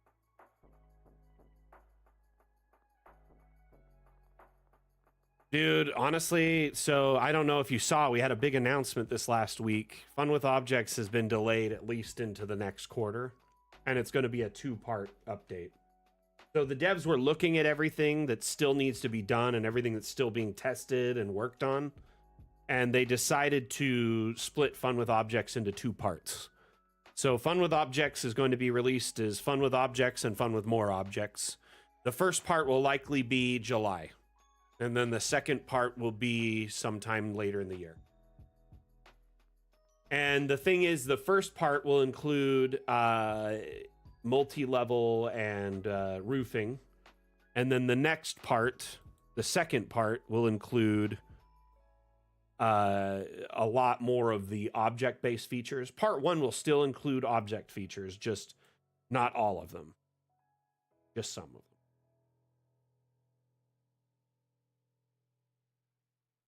Yeah, Liam, I'm really sorry about the delay, but July will be at least a portion of it. So they were thinking we'd have to delay the whole update to like closer to the end of the year, or do the update in 2 parts.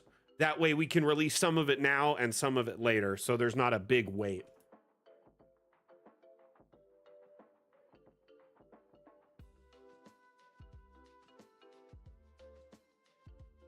I appreciate everyone's patience on it. I kind of,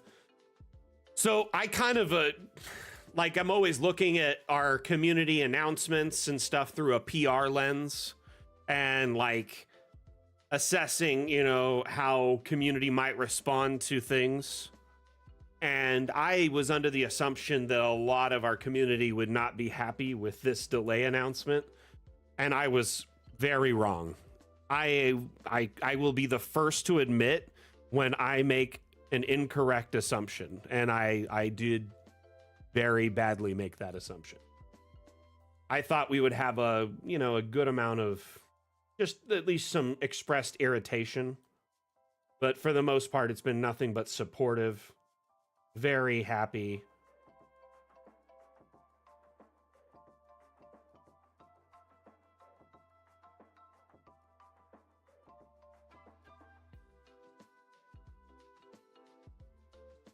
See you later, Dream Big. It was nice meeting you. Feel free to reach out to me, and you're welcome back on any stream at any time. Hope to see you around these parts in the future.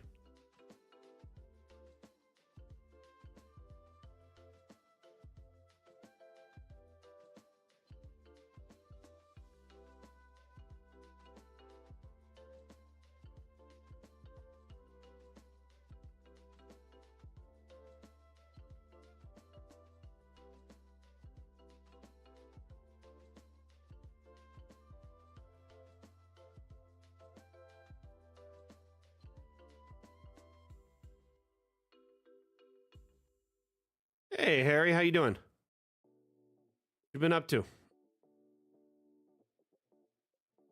A book could go in there on one of these, right? Or a scroll. Ooh.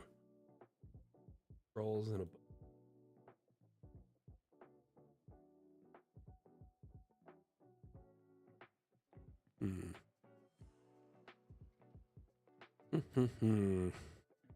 This book looks interesting.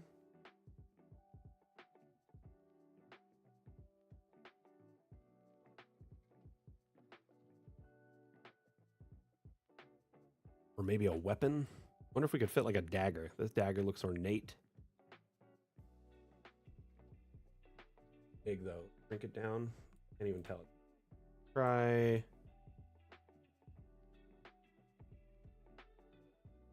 Most of these things are too big to stick in those, so we'll avoid those.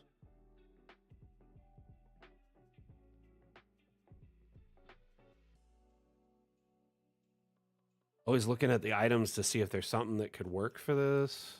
I guess we could put like a little sensor or something. massive, by the way. Gonna have to put it in there and read.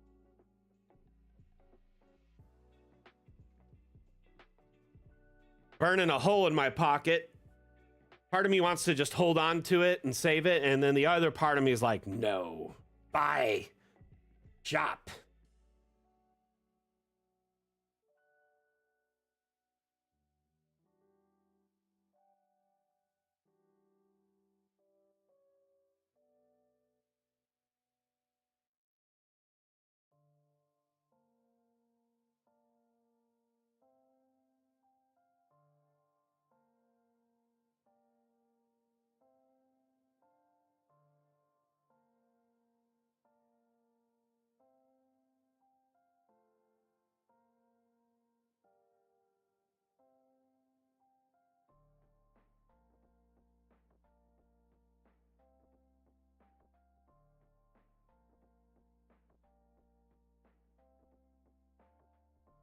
Okay, we got a whole columbarium there wrote on. That took me forever.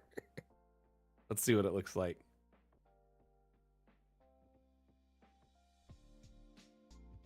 Yeah, I told the group I wouldn't expect that kind of payout constantly. This is probably like a big, good payout that wouldn't normally happen, you know? So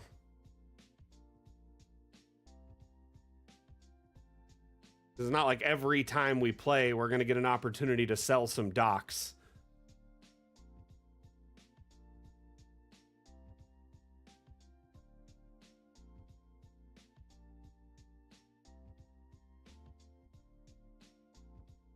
Oh, I love it. This looks so good.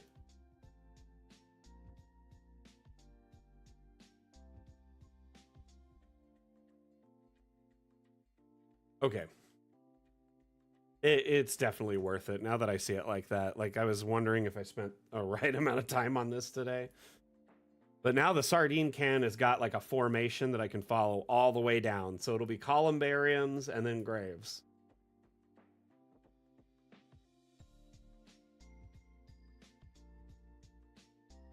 There are going to be so many graves, hundreds by the time we get down this side. I really wanted this to feel like lots and lots. Oh, gotcha, Harry. Yeah, okay, I remember now. That is right. You are run amok. I appreciate you supporting multiple channels, my man.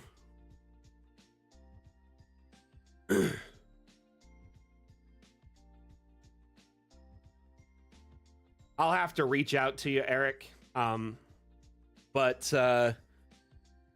for the most part, I have my shopping list kind of picked out. And I appreciate you putting up the safety list, or the no-no list, I should say. Though I wonder why you have such an aversion to flight-based items. That is your GM no-no. It's flying items. For instance, like the broom of flying is like one of my all-time favorite items, and seeing that on there, my heart sank a little bit. But I get it. I understand. You know, every table has to have some sort of rules and order.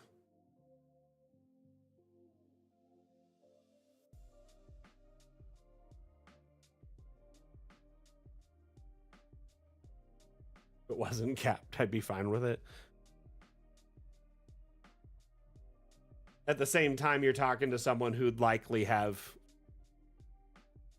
you know, feather fall ready at all times. Capping at 20d6, just not enough damage. Can't you just, as the DM, homebrew it to keep going? Or is that terminal velocity technically? Isn't it distance in 5e for damage? Or is it terminal velocity? Which is it?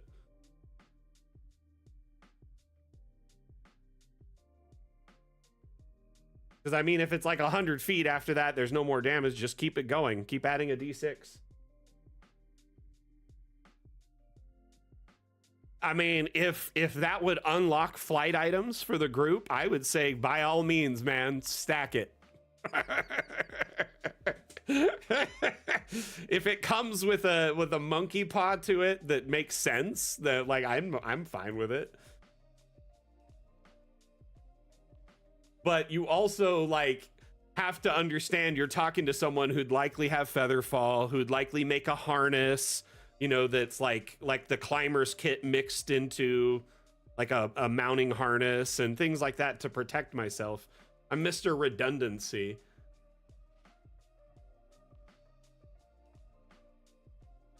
But yes, I mean, I get it. I understand where you're coming from, bro. Like, that makes total sense.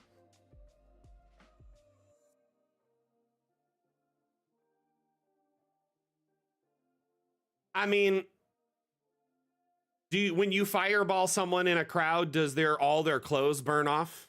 I just assume their gear is their gear. It's not something you know, that could just destroy unless you're targeting it directly. Which, I mean, is just generally considered kind of a dick move by bird people, unless the party's doing it too. But yeah, I get it. I get it. See, like, I don't see fireball as burning your gear and your clothes off of you. Firebolt, like, if I targeted your clothing, yes, it would burn it. But most people don't. They target the person. They don't want to damage their clothes. They want to damage them, right? Exactly. See, I'm not... DMs that destroy people's equipment intentionally or take it away intentionally, other than for, like, a narrative purpose, it's just to make the game harder, is not fun, in my opinion. Like... Oh, my goodness. Like, hey, you capture us and put us in a jail cell when we lost our gear. That makes total sense. We've already kind of dealt with that, right?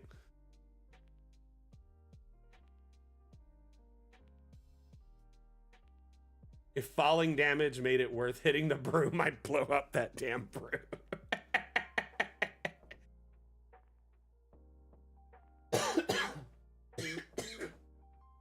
Which cantrip does more damage than a 200-foot fall?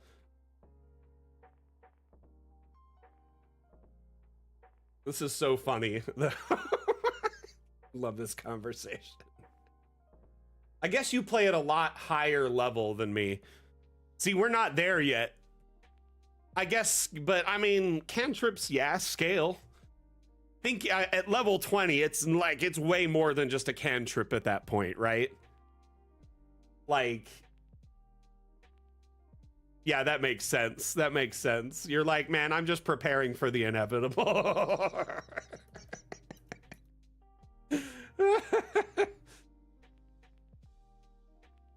We'll talk about it more, man. Honestly, it's hilarious getting your insight on this, but I appreciate you, and thank you for putting that list together.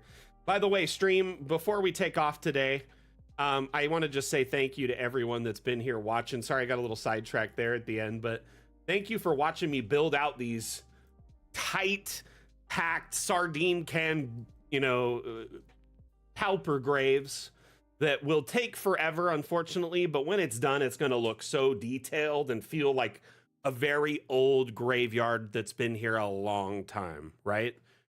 I think that's a big thing that makes a graveyard feel more spooky and ancient, is lots and lots of graves. Like, you know, I don't think the US really has a foot to stand on here, but most of our graves, like our, you know, our cemeteries aren't that big compared to, say, Europe and other old world cemeteries. And my hope was to make this feel kind of a mashup between like an old world cemetery or maybe a I don't know. The most ancient cemeteries I can think of in the US that feel old and big are like the ones back east, like in New Orleans and stuff like that. Arlington, stuff like that. Hey, Roy G. Biv, how you doing, buddy?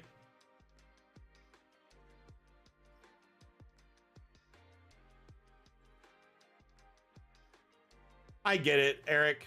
You got to kind of balance based around the shenanigans.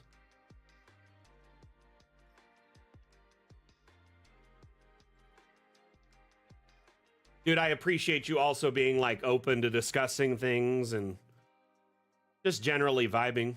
The table really enjoys you. In fact, I highly recommend Eric as a DM. If any of you are looking for a professional DM, he does great work. He has never flaked on us.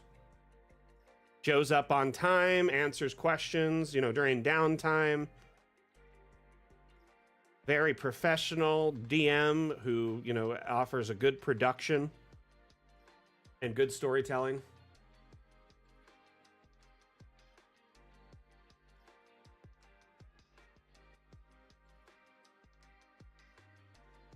Can I check your map, Roy? Where is it, bud? Is it on the workshop? Let me save twice. In fact, let me save thrice.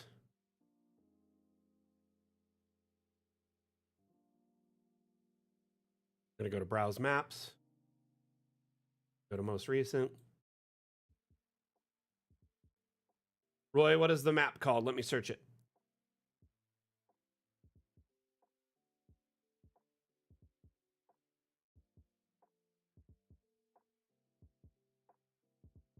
Here's the thing that I can vouch and attest to.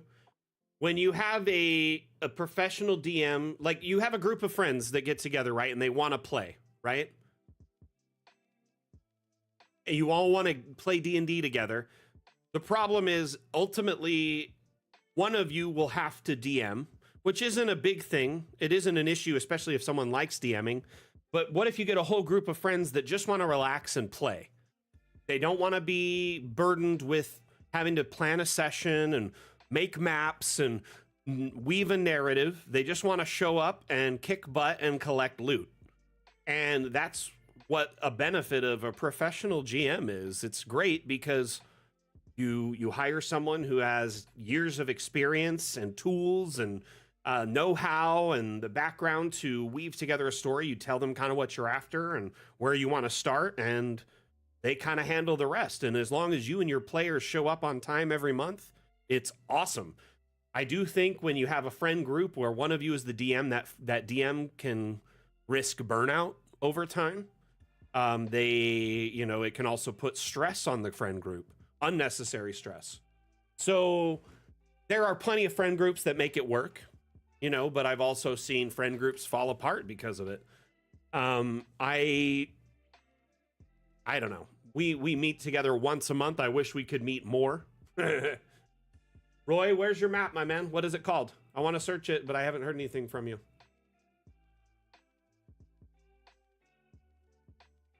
Hey, no, anytime, Eric. You deserve all your success and more.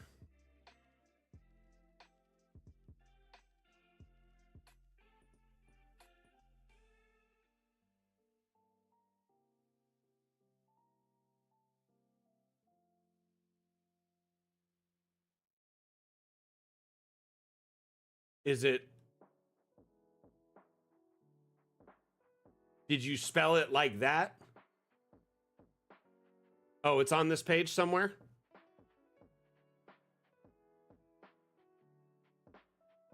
There it is. I see it. Here we go.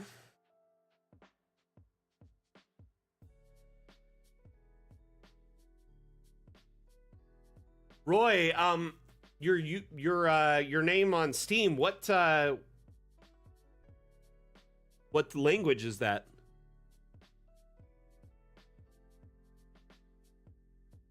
I'm just curious. I generally would like to know.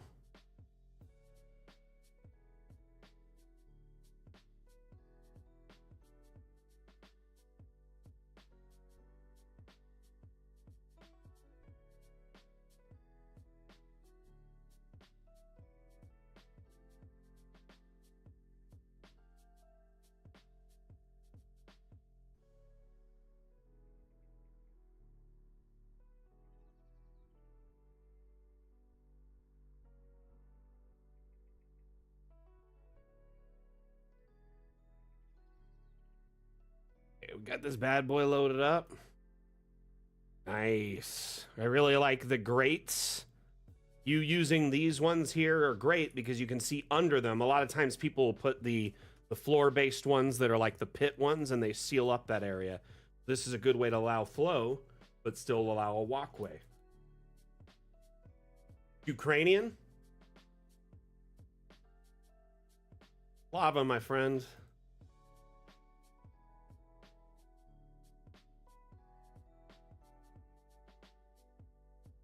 This is awesome. Sewer and gang hideout. So what's the story behind this map? Ooh, this looks fun. Little secret area. It is a good map. I like me a good sewer map, you know? One of my favorite.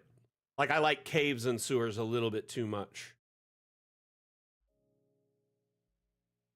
One thing I like to do in these types of maps, though, is play with the lighting a bit.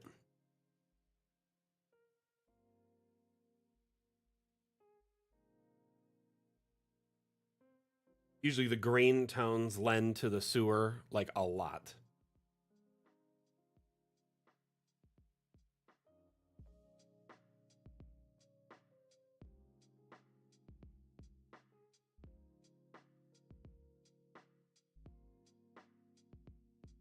Oh, I'm so excited. I get to see my grandpa for the first time in like a decade. It's been a long time. So he used to live in town by us, and him and my mom had a falling out, and he moved out of town. He moved away. He moved to Reno. And ever since he's been in Reno, my life has been kind of a roller coaster. Lots of things have happened. And haven't been able to travel or see him until now. So, and he's kind of, you know, getting older, and I just would rather spend some time with him before I regret not being able to. But anyway, going to be driving up to visit with him for 5-6 days and get some time to relax. I'm going to go to Lake Tahoe for a day. Very excited for that. Might go to a drive-in movie while I'm up there. I noticed they have a drive-in theater. It's the same company I go to drive-in here in Vegas. So it's called Westwind Theaters.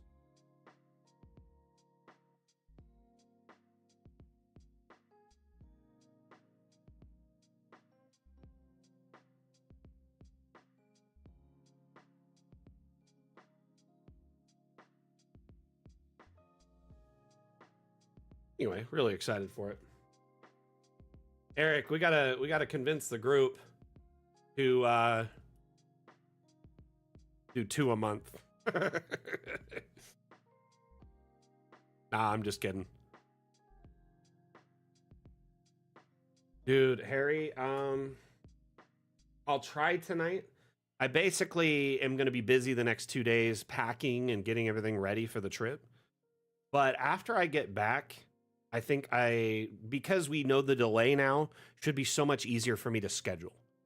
Because before I was thinking at any day I might get an email from the dev saying, hey, we're this close to update and we need a trailer and we need all this stuff.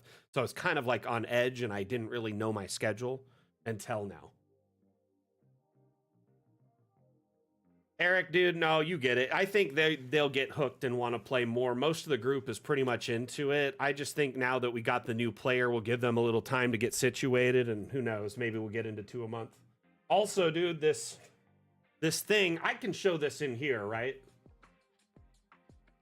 I don't think you have any of your other viewers in here, do you? And if you did, they probably gotten it. So Eric sent me this dope cipher thing that I don't really understand yet, but I believe he's trying to tell me to drink my Ovaltine. So it essentially has this little area where you can line up like symbols and letters to, I'm assuming, get some sort of cryptic message.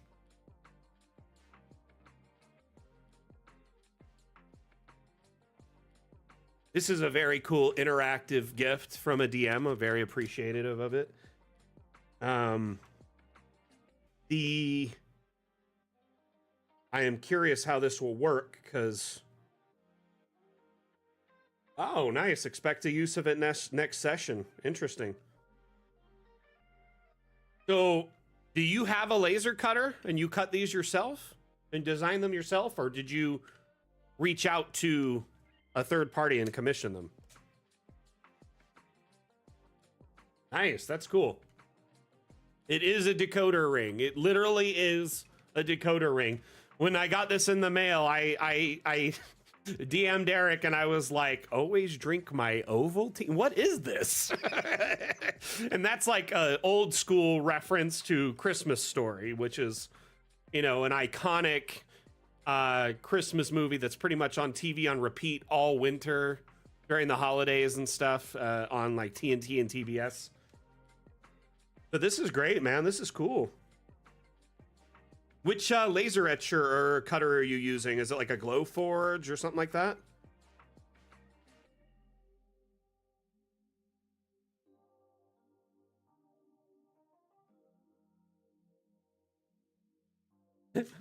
Dude, Eric, I won't lie. I may have considered convincing the group to buy an airship.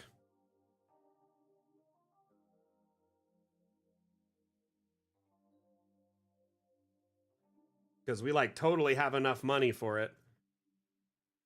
And I kind of figured we're on this island. Maybe it's a good way to kind of get moving.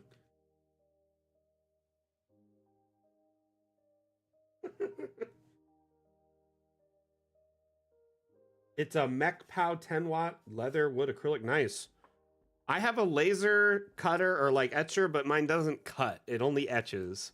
And that's my biggest regret. But I may end up like upgrading eventually. I've been kind of waiting for the prices of them to come down, and they have been, just slowly but surely. Okay, what did you say about this, Roy?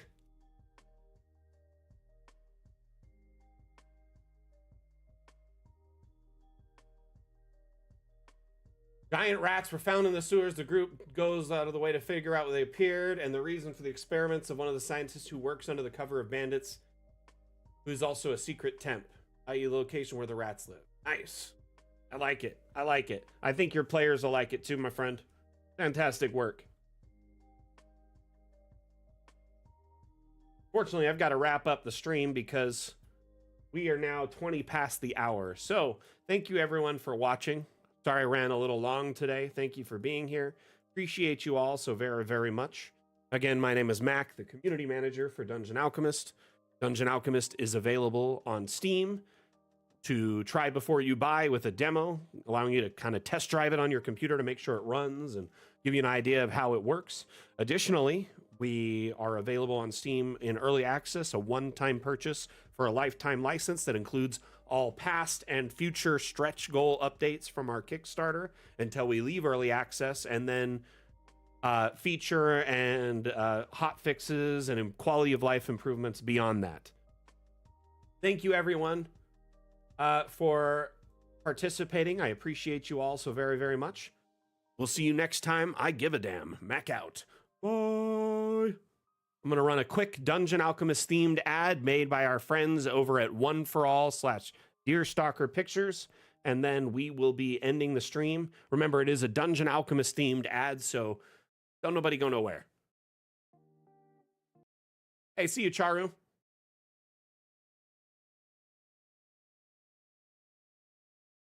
Safe travels to you. You stand before the long, dark road to the fabled realm of Goyak-Ta, and before— What do we see? I don't know, a goblin. I kill him. But before she does, I, Gilliam of Firth, demand to know the goblin's name. Hi, my name is Woblin. Where do you live there, Woblin? I don't think that's relevant. Well, but I, Gilliam of Firth, demand to seek the goblin's abode. Clever. Find family. Kill entire bloodline. I like it. Seriously, we're doing this? Okay, well, won't be needing that anymore, will I? Ever get caught by your players with your pants down? Dungeon Alchemist lets you create wonderful maps for any encounter in seconds. Oh, Woblin, that's a very impressive cheese collection you've got there. Yeah, it is quite impressive, yes. But you know what's more impressive? This map I have to the Fabled realm of Goyak-Ta. Please take it and leave. Close the door behind you. Mr. Woblin, I cannot help but notice that you have a secret tunnel underneath your cabinet. Care to explain? Download Dungeon Alchemist, the AI-powered mapmaker, on Steam today. All right. Thank you for watching, everyone. Appreciate you so very, very much. We'll see you next time. I give a damn. Mac out. Bye.